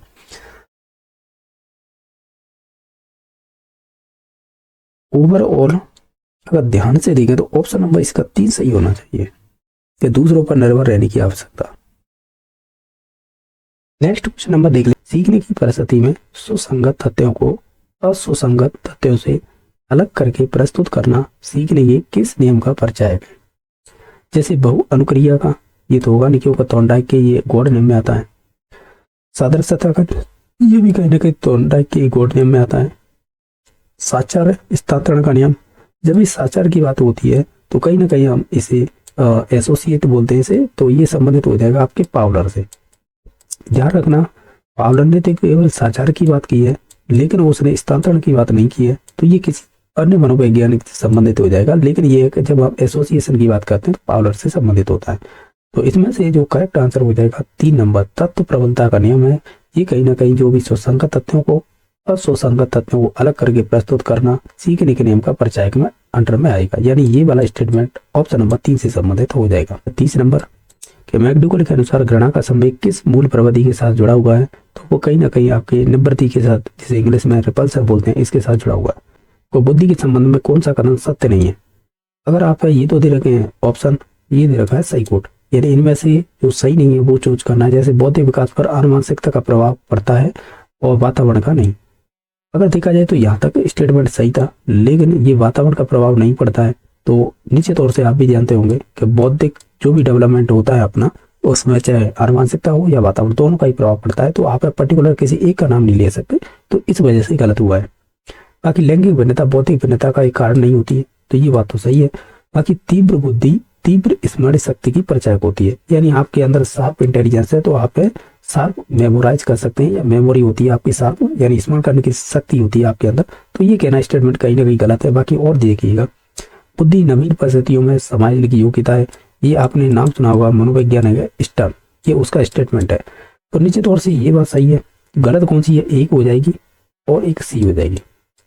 तो हम इस प्रकार ऑप्शन नंबर 2 पर चले जाएंगे, जिसमें ए और सी दे रखा है। ए और सी गलत है, बाकी बी और डी सही थे। नेक्स्ट सेकंड है, निम्नलिखित में से कौन आनुवंशिकता से प्रभावित नहीं है? अगर आप ऑप्शनों को ध्यान से देखें तो एक तो एटीट्यूड हो जाएगा, क्योंकि ये एटीट्यूड होता है, ये वातावरण ही होता है, ठीक है। तो एक तो ये ऑप्शन हो जाएगा, और एक हो जाएगा ऑप्शन नंबर आपका 4, क्योंकि ये जो आपकी अभिरुचि या इंटरेस्ट होता है ये आपकी इनर भी होती है और आउटर भी होती है। आप ये कह सकते हैं, क्या कह सकते हैं, इसमें से ऑप्शन नंबर 2 और ऑप्शन नंबर 4 ये दोनों ही राइट आंसर हो जाएंगे। बाकी आनुवंशिकता से संबंधित, या कह सकते हैं आप हमारी जन्मजात चीज से संबंधित हो जाएगा अभिक्षमता और आपका संवेग, क्योंकि संवेग निश्चित तौर से किसी न किसी आपके जो मूल प्रवृत्तियां होती है जो जन्मजात होती हैं उनसे संबंधित होता है। इस वजह से इसका ऑप्शन नंबर 2 और 4 हो जाएगा। क्वेश्चन नंबर नेक्स्ट है, निम्नलिखित में से कौन सी लैंगिक पक्षपातपूर्ण क्रियाएं जो शैक्षिक अभ्यास में सम्मिलित नहीं होनी चाहिए? अच्छा, तो देखिए, एक तो इसमें से सजाती समूह हो जाएगा, एक रूढ़िबद्ध व्यावसायिक मार्गदर्शन और शिक्षक की पूर्वाग्रही अभिवृत्ति। तो ये 3 जो पॉइंट है वो आपके शैक्षिक अभ्यास में सम्मिलित नहीं करने चाहिए। जो लैंगिक पक्षपातपूर्ण जो भी क्रिया होती है उसमें, ठीक है। तो ओवरऑल इसमें से फिर ए सी डी ऑप्शन नंबर 2 सही हो जाएगा। अच्छा क्वेश्चन था। नेक्स्ट देखिएगा कि निम्नलिखित में से कौन सी नवीन लक्षणों के अधिकरण के अंतर्गत विकासात्मक परिवर्तन का एक उदाहरण नहीं है? अच्छा, विकासात्मक परिवर्तन का एक उदाहरण नहीं है। तो देखिएगा एक्चुअल में क्या है, देखो कि इसमें से ऑप्शन नंबर 4 सही हो जाएगा, क्योंकि थाइमस ग्रंथि होती है ना, ये आपकी जो आपका ऐसे बोल सकते हैं जो बचपन होता है या बाल्यावस्था होती है उस दौरान तो ये एक्टिव ज़्यादा रहती है। जैसे जैसे आपकी, अब मैं बता भी दूं, जैसे आपने पढ़ी होगी बचपन या बाल्यावस्था बोल सकते हैं, तो उससे लेकर जो आपकी प्यूबर्टी होती है ना, यौवनावस्था, उस तक तो ये एक तरह से एक्टिव रहती है और क्रियाशील ज़्यादा रहेगी, लेकिन इसके बाद है ये सिकुड़ती जाती है। तो ये विकासात्मक परिवर्तन का एक उदाहरण नहीं होगा। बाकी सभी संबंधित होंगे, चाहे स्थायी धातु, प्राथमिक लैंगिक विशेषता हो, ठीक है, और चाहे द्वितीयक लैंगिक विशेषता हो। तो ओवरऑल ऑप्शन नंबर 4 सही हो जाएगा। नेक्स्ट देखिएगा, बच्चों में सामाजिकरण को बढ़ावा देने के लिए शिक्षक का निम्नलिखित में से कौन सा कार्य सहायक नहीं होगा? जब बच्चों के सामाजिकरण को बढ़ावा देने की बात कर रहा है तो फिर व्यक्तिगत परियोजना का कार्य देना ये एक सामाजिकरण का बढ़ावा देने का कार्य नहीं होगा। बाकी सामाजिक जिम्मेदारी सौंपना, सहपाठ जो भी सहपाठगामी गतिविधियां आयोजन करना या सामाजिक सहभागिता को लिए प्रेरित, ये तीनों तो संबंधित है, जो नहीं होगा ऑप्शन नंबर 1। क्वेश्चन नंबर 6 है, इसमें पूछा गया है क्या कि विद्यार्थियों की समग्र उपलब्धि और प्रवीणता का मूल्यांकन करने के लिए सीखने की अवधि के अंत में अविकल्पित मूल्यांकन कहलाता है। अब देखो, सीखने की अवधि के अंत में जो भी मूल्यांकन किया जाता है वो अधिगम का आकलन होता है, या सीखने का आकलन बोल सकते हैं। तो ऑप्शन नंबर 1 सही हो जाएगा। अगर यहाँ पर शिक्षण प्रक्रिया के दौरान की बात करता था, हम सी पे जाते, बाकी ये निदान से तो कोई संबंध ही नहीं है। ठीक है, तो ऑप्शन नंबर 1 सही हो जाएगा। क्वेश्चन नंबर नेक्स्ट देखिएगा कि विकास व अधिगम के साथ उसके संबंध के बारे में कौन सा कथन गलत है। अगर आप ऑप्शनों को ध्यान से देखें, जैसे सीखने के अवसरों से वंचित होना विकास को सीमित करता है, हमें पूछा है गलत, ये ध्यान रखना है। ठीक है, तो निश्चित तौर से ये तो बात सही है, यानी ये बात सही है, बच्चे तब तक नहीं सीख सकते जब तक वे विकासात्मक रूप से सीखने के लिए तैयार ना हो। तो ये भी बात सही है। कहीं ना कहीं आपने रेडीनेस का नियम पढ़ा होगा, थॉर्नडाइक के प्रभाव के नियम में आता है, जब तक बच्चा सीखने के लिए तैयार नहीं है तो आप कितना भी प्रयास कीजिए वो नहीं सीखेगा जब तक वो खुद ना सीख ना जाए। बाकी है विकास परिपक्वता और सीखने का उत्पाद है, ये भी बात सही है। तो इसमें से जो गलत हो जाएगी वो हो जाएगी 4 नंबर, क्योंकि परिपक्वता की जो सीमाओं के बावजूद जब सीखने को प्रोत्साहित किया जाता है तो विकास एक निश्चित बिंदु से आगे जा सकता है, ये वाला स्टेटमेंट गलत हो जाएगा। तो ऑप्शन नंबर 4 गलत है, बाकी ये तीनों सही थे। क्वेश्चन नंबर 8 है, जो इस प्रकार पूछा है, निम्नलिखित में से कौन सा व्यक्तिगत भिन्नता के संबंध में सही नहीं है। अगर आप सभी ऑप्शनों को पढ़ेंगे तो जैसे व्यक्तिगत भिन्नता ज्ञानात्मक एवं क्रियात्मक दोनों क्षेत्रों से संबंधित होती है, यानी दोनों क्षेत्रों में होती है, तो निश्चित तौर से ये बात तो सही है। हमें पूछा है नहीं है, ये ध्यान रखना। व्यक्ति भिन्नता पर प्रजातिगत विशेषताओं का प्रभाव पड़ता है, ये भी बात सही है। बाकी व्यक्ति भिन्नता का कारण सामाजिक वातावरण होता है, भौतिक वातावरण नहीं। लेकिन हम ये चीजें भी पढ़ते हैं व्यक्ति भिन्नता में, चाहे वो सामाजिक वातावरण की बात करें या फिर आप भौतिक वातावरण की बात करें, सभी का प्रभाव पड़ता है। ऐसे नहीं कह सकते कि भौतिक का नहीं पड़ता है, इसका भी प्रभाव पड़ेगा, तो ये तो गलत हो जाएगा। बाकी व्यक्ति भिन्नता पर आयु का भी प्रभाव पड़ता है, निश्चित तौर से आयु का प्रभाव पड़ता है। ओवरऑल इसमें से 3 नंबर ऑप्शन गलत था, बाकी सभी सही थे। क्वेश्चन नंबर 9 देखिएगा, इसमें पूछा गया है, क्या पूछा गया है, ये कह रहा है कि निम्नलिखित में से प्रश्नों का कौन सा प्रकार विद्यार्थी के भावों की अभिव्यक्ति एवं तार्किक चिंतन की जांच के लिए उपयुक्त नहीं है। जैसे विश्लेषणात्मक प्रकार, निश्चित तौर से ये आपकी तार्किक जो आपकी चिंतन की जांच होती है उसके लिए होता है। समालोचनात्मक, इसे क्रिटिकल थिंकिंग बोलते हैं, तो निश्चित तौर से इसमें भी तार्किक कह सकते हैं चिंतन होता है। विवेचनात्मक प्रकार है जिसमें डिस्कशन किए जाते हैं, तो निश्चित तौर से तार्किक भी होती है, वो अभिव्यक्ति भी होती है उसमें। तो ये तो तीनों प्रकार संबंधित हैं। लेकिन विकल्पनात्मक प्रश्न यानी मल्टीपल चॉइस क्वेश्चन होते हैं ना, उनकी बात कर रहा है, तो ये संबंधित नहीं होंगे आपके ना तो अभिव्यक्ति से ना ही तार्किक चिंतन की जांच से। ऑप्शन नंबर 6 सही हो जाएगा। नेक्स्ट देखिएगा, निम्नलिखित में से कौन सी वंचित बालकों की सामान्य विशेषता नहीं है।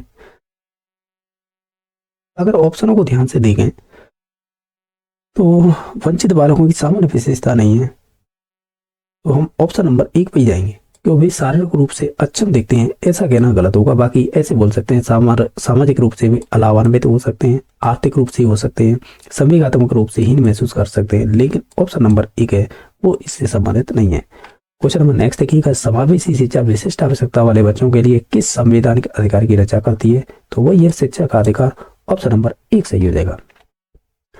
क्वेश्चन नंबर नेक्स्ट है जो 12 नंबर का, बर्नर के पदानुक्रमिक बुद्धि सिद्धांत का सही अनुक्रम ऊपर से नीचे बताइएगा। ये वाला क्वेश्चन बहुत पूछा जा रहा है आजकल। देखिएगा, पहले आएंगे सामान्य कारक यानी जनरल फैक्टर बोल सकते हैं, दूसरे आएंगे प्रमुख कारक जिन्हें आप मेजर फैक्टर बोल सकते हैं, फिर लघु जिन्हें माइनर कहेंगे, फिर लास्ट में आएंगे स्पेसिफिक फैक्टर जिसे विशिष्ट कारक। ऑप्शन नंबर 3 सही हो जाएगा। अच्छा क्वेश्चन है, ध्यान रखना, बट एवं वन ने दिया था ये पदानुक्रमिक बुद्धि के सिद्धांत का। ठीक है, नेक्स्ट देखिएगा कि ये वाला क्वेश्चन था, निम्नलिखित में से कौन सा एक अर्जित अभिप्रेरक नहीं है। तो अगर आप देखें तो दर्द परिवर्जन जिसे आप इंग्लिश में कह रहे हैं पेन अवॉइडेंस, ये कहीं ना कहीं हमारे शरीर से संबंधित इंटरनल मान सकते हैं। 2020 से पूछा गया है कि निम्नलिखित में से कौन सा राष्ट्रीय मूल्यांकन केंद्र परख के लिए मानक निर्धारण निकाय है, यानी उनके लिए कौन सा मानक निर्धारण निकाय है। हालांकि देखा जाए जो परख है ना, तो इसकी ये फुल फॉर्म दे रखी है हिंदी में। अगर देखें तो परख ऐसे लिखा जाएगा इंग्लिश में, अगर इसका ट्रांसलेट करेंगे आप परख को एक तरह से स्पेलिंग लिखेंगे तो ये होगी, और इसकी फिर फुल फॉर्म भी ये दे रखा है जो कोष्टक में। तो देख लेना, समग्र विकास के लिए प्रदर्शन मूल्यांकन समीक्षा और ज्ञान का विश्लेषण, यही होता है फुल फॉर्म परख की। ओवरऑल बताइएगा ये मानक निर्धारण निकाय कौन सी होगी जो राष्ट्रीय मूल्यांकन केंद्र से संबंधित होगी परख। ओवरऑल कहें जैसे सीबीएसई की बात करें, ये तो कंट्रोल कर ही नहीं सकती। इंदिरा गांधी राष्ट्रीय मुक्त विश्वविद्यालय इग्नू ये भी नहीं करेगा ना, विश्वविद्यालय अनुदान जो यूजीसी है ये भी करेगा तो केवल एनसीईआरटी यानी जिसे राष्ट्रीय शैक्षिक अनुसंधान एवं प्रशिक्षण परिषद बोलेंगे, वो इसका मानक निर्धारण निकाय होगा। ओवरऑल ऑप्शन नंबर इसका 6 सही हो जाएगा। क्वेश्चन नंबर देखिएगा 21 नंबर। एक्चुअली में क्या है कि अब यहाँ से आगे जो क्वेश्चन आएंगे वो बहुत ही आसान आएंगे। आप तो ये देखिए पॉजिटिव पॉइंट और नेगेटिव, जो पॉजिटिव होगा निश्चित तौर से वही आंसर हो जाएगा, बाकी नेगेटिव को छोड़ते चलिएगा। जैसे एक पत्राचार निम्नलिखित तरीके से समावेशन सुनिश्चित कर सकता है। समावेशन मतलब इंक्लूसिव की बात कर रहा है। कैसे? जैसे कि अगर आप सभी ऑप्शन को पढ़ेंगे तो हम ये कहेंगे कि जो सभी बच्चों को भागीदारी के लिए समान अवसर प्रदान करना, यही होती है समावेशी शिक्षा। बाकी अगर ऑप्शनों की बात करें, जैसे हर हफ्ते या हर सप्ताह प्रतिस्पर्धा कार्यक्रम आयोजित करके वह विजेताओं को इनाम देकर, ऐसा कोई तरीका नहीं है ये। बाकी शिक्षकों को यह बता करके भी कार्यक्रम के लिए केवल कुछ अच्छे छात्रों का चयन करे, तो ऐसा भी नहीं कर सकते क्योंकि नेगेटिव हो जाएगा ये। उच्च उपलब्धि प्राप्त करने वाले छात्रों को प्राथमिकता देकर, ऐसा नहीं है क्योंकि सभी बच्चे समान होते हैं। तो समावेशन का मतलब होता है सभी प्रकार के बच्चे, चाहे वो सामान्य हो, प्रतिभाशाली या सृजनशील या पिछड़े बालक हों या सामाजिक रूप से वंचित बच्चे हों, आर्थिक रूप से किसी भी प्रकार के हों, सभी को एक साथ शिक्षा दी जाती है, वही होती है समावेशन या समावेशी शिक्षा। तो वही है कि सभी बच्चों को समान भागीदारी देंगे या अवसर देंगे, तो ऑप्शन नंबर 2 सही हो जाएगा। क्वेश्चन नंबर ये है कि बाल केंद्रित कक्षा में शिक्षक का क्या रोल होता है। आप 4 पॉइंटों को पढ़िएगा। तो अगर आप पढ़ेंगे तो हम कहेंगे सीखने की जो भी परिस्थितियां हैं उन्हें बनाकर सुसाधन करने में सक्रिय भूमिका निभाता है। अगर इंग्लिश देखें तो has an active role in the facilitator by creative learning situation. ठीक है, ये 4 नंबर ऑप्शन सही हो जाएगा। बाकी ऑप्शनों की बात करें, जैसे ये कह रहा है कि भूमिका बहुत ही निष्क्रिय, और निष्क्रिय शब्द आ गया तो नेगेटिव सेंटेंस हो जाएगा। यानी ये कह रहा है कि जैसे बाल केंद्रित कोई कक्षा है उसमें शिक्षक निष्क्रिय होना चाहिए, तो ये तो गलत ही हो गया ना स्टेटमेंट। बाकी एक तानाशाह तो हो ही नहीं सकता डिक्टेटर, तो ये भी गलत है। कोई भूमिका नहीं होती शिक्षक की, ऐसा भी नहीं है। तो ये तीनों पॉइंट तो देखते ही गलत हो गए थे, बाकी 4 नंबर ऑप्शन सही हो गया था। क्वेश्चन नंबर देखना 23। राष्ट्रीय पाठ्यचर्या की रूपरेखा एनसीईआरटी 2023 के अनुसार एक स्कूल प्रधानाचार्य से क्या अपेक्षा की जाती है। तो हम उससे अपेक्षा रखेंगे कि शिक्षकों और सहायक कर्मचारियों के साथ संवाद सुनिश्चित करने की दिशा में कार्य करें। ऑप्शन नंबर 2 सही हो जाएगा। बाकी ऑप्शनों को देखें, ये कह रहा है तानाशाह, तो गलत है। तानाशाह शब्द सुनते ही ये नेगेटिव विवरण है। शिक्षकों की उनकी कक्षाओं में स्वतंत्रता सीमित करना, यानी ये लिमिटेशन कर रहा है, तो ये नेगेटिव हो जाएगा। खराब परिणामों के लिए शिक्षकों को दंडित करना, ये भी गलत है। तो ओवरऑल ऑप्शन नंबर इसका 2 सही था, बाकी सभी गलत थे। और भी क्वेश्चन दे रखे हैं तो देख लेते हैं। देखिएगा इधर की साइड आइएगा। क्वेश्चन नंबर 24 देखना, ये कह रहा है कि प्रभावी अधिगम कब होता है।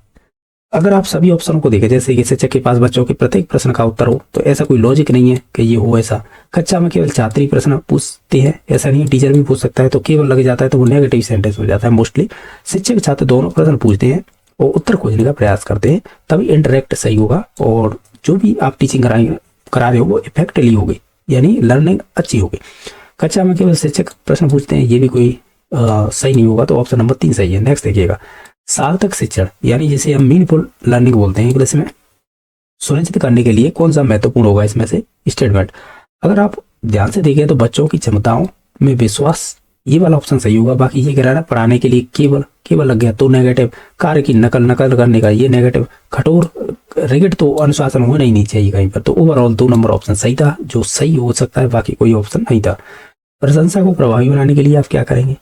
हम इसमें वास्तविक प्रयासों, उपलब्धियों को मान्यता दी जानी चाहिए, ये सबसे बेस्ट रहेगा। और ये कह रहा है कि प्रशंसा को प्रभावी बनाने के लिए उसे बार बार दोहराना चाहिए, तो ये गलत हो जाएगा।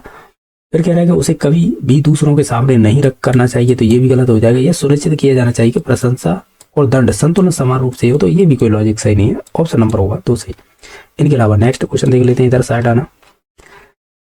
ये कह रहा है कि मूल्यांकन और अधिगम के संदर्भ में कौन सा कथन सही है। अगर आप ध्यान से देखें, अभी एस्टेट की परीक्षा हुई थी, कब ये हुई है, शायद जुलाई 2025 में। उसमें यही क्वेश्चन पूछा गया था शायद। अब ये तो नहीं पता है कि प्राइमरी में पूछा था या पीजीटी में या टीजीटी में, यही क्वेश्चन था। अब देखना कि कौन सा कथन सही है। जैसे हम ये कहेंगे, हम राइट आंसर पे चलते हैं, तो वो ऑप्शन नंबर 1 सही हो जाएगा। मूल्यांकन को शिक्षण अधिगम प्रक्रिया का अभिन्न अंग माना जाता है या अभिन्न अंग होता है। ठीक है, बाकी देखिएगा, मूल्यांकन केवल सत्र के अंत में किया जाता है। जो सत्र के अंत में केवल किया जाता है तो उसे तो हम केवल योगात्मक मूल्यांकन बोलते हैं। वो तो यानी ये विशेषता तो योगात्मक मूल्यांकन की दे रखी है, तो हम ये कहेंगे, तो ये तो कहीं मूल्यांकन और अधिगम की बात ही नहीं कर रहा है। कौन सा ऑप्शन 2 नंबर, तो ये होगा नहीं। मूल्यांकन केवल कागज और पेंसिल के परीक्षणों के माध्यम से किया जाना चाहिए, ऐसा नहीं है। ये केवल लगने से भी नेगेटिव हो जाता है। अगर कागज पेंसिल से करेंगे तो इसे शैक्षिक बोलेंगे, इसके साथ शैक्षिक भी किया जाता है, तो इस वजह से केवल एक ही करना और ये भी गलत हो जाएगा। बाकी केवल लग रखा था तो इससे भी नेगेटिव हो जाता है। बाकी 4 नंबर है मूल्यांकन ऐसा होना चाहिए कि जो मूल्यांकन किया जाएगा वो अधिगम केवल उसके अनुसार होगा, तो केवल लग जाता है वो नेगेटिव सेंटेंस हो जाता है। तो ओवरऑल इसका ऑप्शन नंबर 1 सही था, बाकी सभी गलत है। क्वेश्चन नंबर 28 देखना, इनमें से कौन सी तकनीक सार्थक अधिगम के लिए प्रभावी नहीं होगी। सार्थक अधिगम वही है, मीनफुल लर्निंग वाला इसमें से कौन सा नहीं होगा।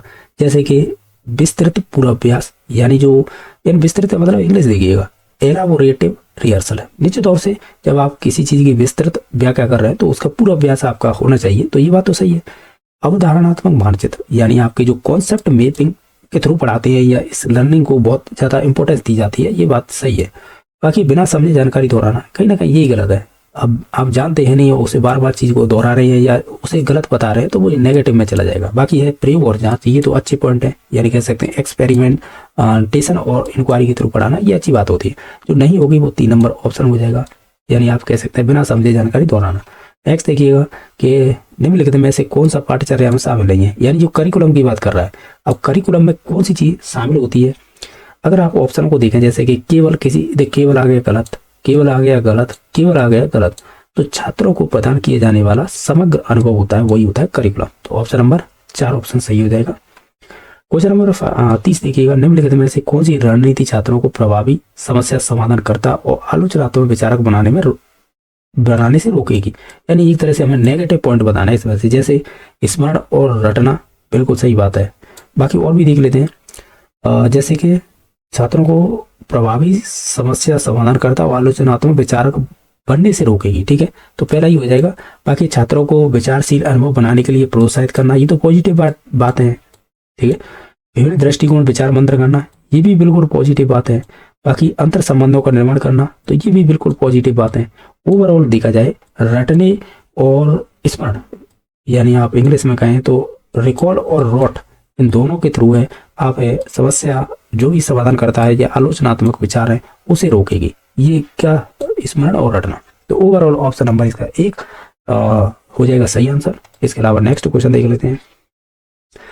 क्वेश्चन नंबर नेक्स्ट 31, भावनात्मक बुद्धि से क्या तात्पर्य है। जैसे हम इमोशनल इंटेलिजेंस बोलते हैं, इसका मतलब होता है जो भी हमारी क्षमताओं का एक समूह है जो व्यक्ति की भावनाओं को संसाधित करने में सक्षम बनाता है। यानी आप कह सकते हैं जो भी ये एक समूह है जो भावनाओं का, यानी a set of ability that enable individual to process emotion, ये वाला ऑप्शन सही हो जाएगा, यानी 4 नंबर ऑप्शन। बाकी तो ये गलत ही दे जाए, समस्याओं को रचनात्मक रूप से हल करने की क्षमता, तो ये तो होगा ही नहीं, क्योंकि ये तो आपके कॉग्निटिव माइंड से संबंधित है। बाकी भावनाओं से बचने, उन्हें दबाने की, तो ऐसा कोई लॉजिक नहीं है। ज्ञानात्मक विकास से संबंधित क्षमताओं का समूह, ये तो फिर ज्ञानात्मक क्षेत्र से हो जाएगा ना, यानी जो बुद्धि से, ये उससे थोड़ी होगा, किससे, भावनात्मक से। ओवरऑल देखा जाए तो ऑप्शन नंबर 4 सही हो जाएगा। क्वेश्चन नंबर 32 है, निम्नलिखित में से कौन सी ऐसी या ऐसे व्यक्ति को दर्शाती है जो भावनात्मक बुद्धि की कमी है उसमें। देखिएगा, जैसे एक शिक्षक को अपने साथी शिक्षक की बात धैर्यपूर्वक सुनता है, तो ये तो एक भावनात्मक व्यक्ति होगा ना, उसके लिए ये सही है। एक शिक्षक बातचीत करके एक छात्र को शांत करने में मदद करता है, कहीं ना कहीं ये भी भावनात्मक बुद्धि अच्छी मानी जाएगी। एक प्रधानाचार्य को सार्वजनिक रूप से एक शिक्षक की बार बार आलोचना करनी चाहिए, कहीं ना कहीं ये गलत दे रहा है, आलोचना क्यों करनी। बाकी एक प्रधानाचार्य को अपने शिक्षक को प्रेरित करना चाहिए, यानी मोटिवेट या एनकरेज, तो निश्चित तौर से ये एक भावनात्मक बुद्धि पॉजिटिव का एक सिंबल हो जाएगा, या कह सकते हैं अच्छा पॉइंट माना जाएगा। इसमें से जो गलत होगा वो होगा 3 नंबर ऑप्शन। नेक्स्ट देखिएगा, मूल्यांकन का मुख्य उद्देश्य क्या होता है।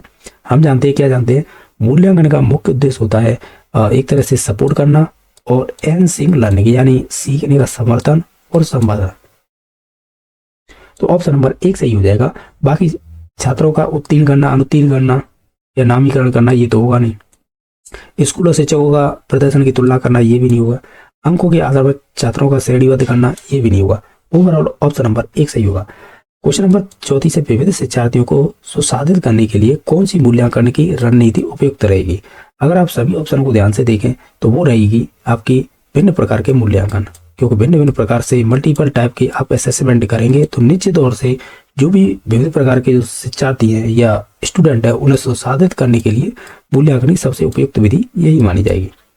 बाकी ओरल होगी नहीं, सिंगल टाइप रिटर्न भी नहीं होगा, और ना ही ये आपके जो है ना समय बाध्य बहुविकल्पी क्वेश्चन है, ये भी नहीं होंगे। अब इसके अलावा कौन क्वेश्चन बच रहे हैं, क्या देखते हैं। अब देखिए 35 नंबर, किशोरों के सामने सबसे महत्वपूर्ण मुद्दा कौन सा होता है। तो वो अपनी पहचान की आइडेंटिटी बस है। रोल कन्फ्यूजन तो ये तो सुना होगा आपने। ये अगर आप है, देखो वस्तु स्थिति तो ये तो प्री ऑपरेशन स्टेज 2 से 7 वर्ष होती है। सॉरी 2 से 7 नहीं, ये जीन प्याजी की सेंसरी मोटर स्टेज है ना, उसकी विशेषता है। श्रम बनाम स्वायत्ता ये कहीं ना कहीं संबंधित होती है आपकी एरिक्सन से, क्योंकि उसी ने आपकी 8 अवस्थाएं बताई थी, मनोसामाजिक एक सिद्धांत दिया था उसमें। बाकी अपनी पहचान खोजना, इसका मतलब होता है आइडेंटिटी वजह रोल कन्फ्यूजन। तो ये कहीं ना कहीं आप अगर पढ़ेंगे, कहाँ पे पढ़ेंगे, एरिक्सन का मनोसामाजिक सिद्धांत है, उसमें 5 नंबर की स्टेज है आइडेंटिटी वर्सेस रोल कन्फ्यूजन, यानी बच्चा खुद की पहचान के लिए भटकता है। एक है अवसाद ग्रस्तता, तो इससे कोई संबंध नहीं है, ठीक है। और इसे बोलते हैं सेपरेशन एंजाइटी, ये अलग चीज है, इससे कोई संबंध नहीं था। इसका ऑप्शन नंबर 2 सही हो जाएगा, अपनी पहचान खोजना। किशोरों में चिंतन का मतलब क्या होता है, देखिएगा अगर आप ऑप्शन को ध्यान से देखें, जैसे अतार्किक तो होता ही नहीं है बच्चों में, क्योंकि किशोर हो चुका है तो निश्चित तौर से उसमें तार्किक होगा, और तर्कहीन ये भी गलत है। बाकी अमूर्त आदर्शवादी ये हो सकता है, बाकी उनकी कौशल क्रियाओं के माध्यम से प्रतिबिंबित करते हैं, ये तो फिर कौशलों के माध्यम से। देखो और भी ऑप्शन देख लेते हैं, हो सकता है ये ठोस और प्रतीकात्मक होता है। तो देखो ठोस तो ठीक है, ठीक है, 7 से 11 नहीं होगा, क्योंकि ये जीन ब्याजे की 7 से 11 वाली उम्र होती है ना, उसमें आता है ये ठोस, मतलब कॉन्क्रीट ऑपरेशन स्टेज पड़ी होगी। और प्रतीकात्मक आता है ये 2 से 7 वाली उम्र में। तो ओवरऑल ये तो होंगे नहीं दोनों, यानी 4 नंबर ऑप्शन नहीं होगा एक तो, ठीक है। इसके अलावा बचा 2 और 3 में से।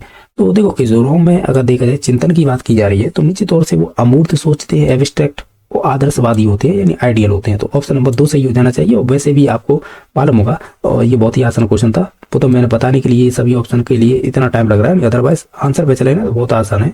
प्रगतिशील कक्षा की एक अनिवार्य विशेषता यह है, क्या है, बच्चों को सिखाने के लिए भारी मात्रा में व्यय और तनाव के उपयोग करना चाहिए, तो ये नेगेटिव पॉइंट हो जाएगा। सीखने की प्रक्रिया बच्चों की जो भी आवाज है शामिल करें, और सीखने की प्रक्रिया में सक्रिय भागीदारी हो, तो सबसे पॉजिटिव पॉइंट तो यही है। बाकी और देख लेते हैं। सीखना केवल आ गया तो नेगेटिव। सीखना व्यक्तिगत और इसमें सामाजिक संपर्क की आवश्यकता नहीं होती है, जबकि आप लर्निंग करेंगे ना, उसके लिए सामाजिक संपर्क तो होना चाहिए। फिर लर्निंग कैसे करेंगे आप, तो ये नेगेटिव और 1 नंबर नेगेटिव। तो केवल पॉजिटिव पॉइंट बचा था 2 नंबर ऑप्शन नंबर है, जो अच्छा और शानदार क्वेश्चन है कि लॉरेंस कोल्बर के नैतिक विकास के किस चरण में व्यक्तियों के जो निर्णय केवल सामाजिक कानून द्वारा परिभाषित सिद्धांतों तक सीमित नहीं रहते, वह न्याय के सिद्धांत पर आधारित है। देखो ऑटोनोमस लेवल की बात की नहीं है किसने, लॉरेंस कोल्बर ने। प्री कन्वेंशनल की बात होती है, उसमें तो जैसे आज्ञा, वो दंड एवं आज्ञाकारिता से संबंधित है, या आपकी इंस्ट्रूमेंटल टेट फॉर टैट वाली स्थिति होती है उससे संबंधित। तो ऐसी तो बातें हो ही नहीं रही इसमें। कन्वेंशनल की बात की जाए तो नाइस गर्ल, गुड बॉय, या लॉ होती है समाज के, उसके अनुसार चलता है। तो हालांकि लॉ की बात तो हो रही है कानून की, लेकिन ये समाज के अनुसार चलता है तब की बात है। ये तो ये कह रहा है कि कानून द्वारा जो भी परिभाषित सिद्धांत है वो यहाँ तक तो लिमिट है कि जो कन्वेंशनल लेवल है इसमें बात होती है, लेकिन ये तो कह रहा है सिद्धांतों तक सीमित नहीं रहते, बल्कि न्याय के सिद्धांत पर आधारित होते हैं। जब भी आएगी ये पोस्ट कन्वेंशनल की बात हो रही है, जिसमें आप एथिकल की बात करते हैं, जैसे अहिंसावादी गुण होना, तो निश्चित तौर से 5 नंबर की स्टेज और 6 नंबर की, ये दोनों ही पोस्ट कन्वेंशन से संबंधित होती हैं। तो ये बात हो रही है आपकी पोस्ट कन्वेंशनल की। अच्छा क्वेश्चन था और शानदार क्वेश्चन था। नेक्स्ट देखिएगा, क्वेश्चन नंबर नेक्स्ट देखिएगा, और ये संबंधित है 39 नंबर। कौन सी पालन पोषण शैली बच्चों के लिए सकारात्मक और भावनात्मक संदर्भ बनाती है? अगर आप ध्यान से देखें तो वो हो जाएगी, जैसे उदासीन नेगेटिव हो जाएगा, तानाशाह नेगेटिव, अनुमोदन पालन पोषण यानी परमिसिव एक तरह से पेरेंटिंग करना, ये भी एक गलत ही होता है। वो होगी सौहार्दपूर्ण पालन पोषण, जिसे बोलेंगे बार इन्वॉल्व पेरेंटिंग। तो ऑप्शन नंबर 1 सही हो जाएगा। नेक्स्ट देखिएगा, वृद्धि के माप के लिए IQ बुद्धि यानी IQ बुद्धि लब्धि क्या है? ओवरऑल अगर आप सभी ऑप्शनों को पढ़ेंगे तो अगर बुद्धि लब्धि IQ की बात की जाती है तो इसमें क्या चीज होती है? एक तो मानसिक आयु होती है, बट्टी में जो क्रोनोलॉजिकल एज जैसे शारीरिक आयु मल्टीप्लाई 100 होता है, ये टर्म का सूत्र। अगर ये IQ के बारे में पूछा है तो और इसके हिसाब से क्या देगा, शैक्षिक परिवेश में पूरी तरह व्यर्थ है, व्यर्थ मतलब नेगेटिव है। ये का उपयोग उन सभी पहचान करने के लिए किया जाना चाहिए जिन्हें पढ़ाया नहीं गया। अरे ये तो कोई लॉजिक की बात ही नहीं है, तो ये दोनों तो गलत है। बाकी एक का उपयोग सावधानी पूर्वक अवलोकन जैसे अन्य साधनों के साथ किया जाना चाहिए। चौथा ऑप्शन है व्यक्ति की खुशी और सफलता का सटीक पूर्वानुमान। ये यार ये कहाँ से आ गई खुशी और सफलता, इससे तो कोई लेना देना नहीं, ये तो बुद्धि लब्धि बताता है केवल। तो ओवरऑल देखा जाए कि इसका उपयोग सावधानी पूर्वक तथा अवलोकन जैसे अन्य साधनों के साथ किया जाना चाहिए। तो ऑप्शन नंबर इसका 3 सही हो जाएगा। क्वेश्चन नंबर नेक्स्ट देखिएगा, जो 41 नंबर है, बच्चों का विकास। अगर आप सभी ऑप्शनों को पढ़ लीजिएगा, ठीक है, तो हम ये कहेंगे बच्चों का विकास है सामाजिक और सांस्कृतिक परिप्रेक्ष्य में होता है। तो ये सबसे बेस्ट ऑप्शन रहेगा। बाकी अपने पर्यावरण से बिल्कुल स्वतंत्र होते हैं, ऐसा नहीं है। स्वतंत्र कहाँ से हो जाएंगे? जो समाज है वही तो एक तरह से कह सकते हैं पर्यावरण है, अलग थोड़ी हो जाएगा। एक दिशा में केवल अंदर से बाहर एक ही केवल लग रहा, इस वजह से गलत हुआ है, ठीक है, क्योंकि आप जानते होंगे सेपेलो कोडल प्रॉक्सिमो डिस्टल, तो आप एक ही दिशा में ऐसे नहीं कह सकते कि सभी चीजें होती है, सब भिन्न भिन्न अन्य चीजें होती है। आयु मानदंडों के अनुसार निर्धारित समय सारणी की सख्ती से पालन करना चाहिए, ऐसा भी नहीं होना चाहिए, ये नेगेटिव है। ओवरऑल देखा जाए ऑप्शन नंबर 1 सही था, बाकी सभी गलत है। जब कोई छात्र चिंता या अवसाद के लक्षण दिखाता है तो प्रधानाचार्य को क्या करना चाहिए? चिंता और अवसाद ओवरऑल देखा जाए, यानी बच्चे को एंजाइटी हो रही हो या डिप्रेशन में, तो प्रिंसिपल या कोई शिक्षक है उसे क्या करना चाहिए? एक एकाग्रता की कमी के लिए छात्र को दंडित करना चाहिए, ये तो नेगेटिव है, क्योंकि बच्चा खुद परेशान है ऑलरेडी और उसे दंडित और कर रहा है, तो ये तो नेगेटिव पॉइंट है, ये तो होगा ही नहीं। इसे एक अस्थायी चरण के रूप में अनदेखा करना चाहिए, अनदेखा कर सकते हैं, लेकिन ये है कि ये नेगेटिव हो जाएगा। अनदेखा करना, देखना चाहिए कि प्रॉब्लम क्या है, तो इसे हटाइएगा। परामर्श और सहायक हस्तक्षेप की सुविधा प्रदान करनी चाहिए, कहीं ना कहीं ये पॉजिटिव है। बाकी और भी देख लेते हैं, छात्रों को दूसरे स्कूल में स्थानांतरण कर देना चाहिए, ऐसे तो कर ही नहीं सकते, ठीक है। तो ओवरऑल देखा जाए 1, 2, 4 गलत थे, ऑप्शन नंबर 3 पॉजिटिव पॉइंट था जो सही हो सकता है।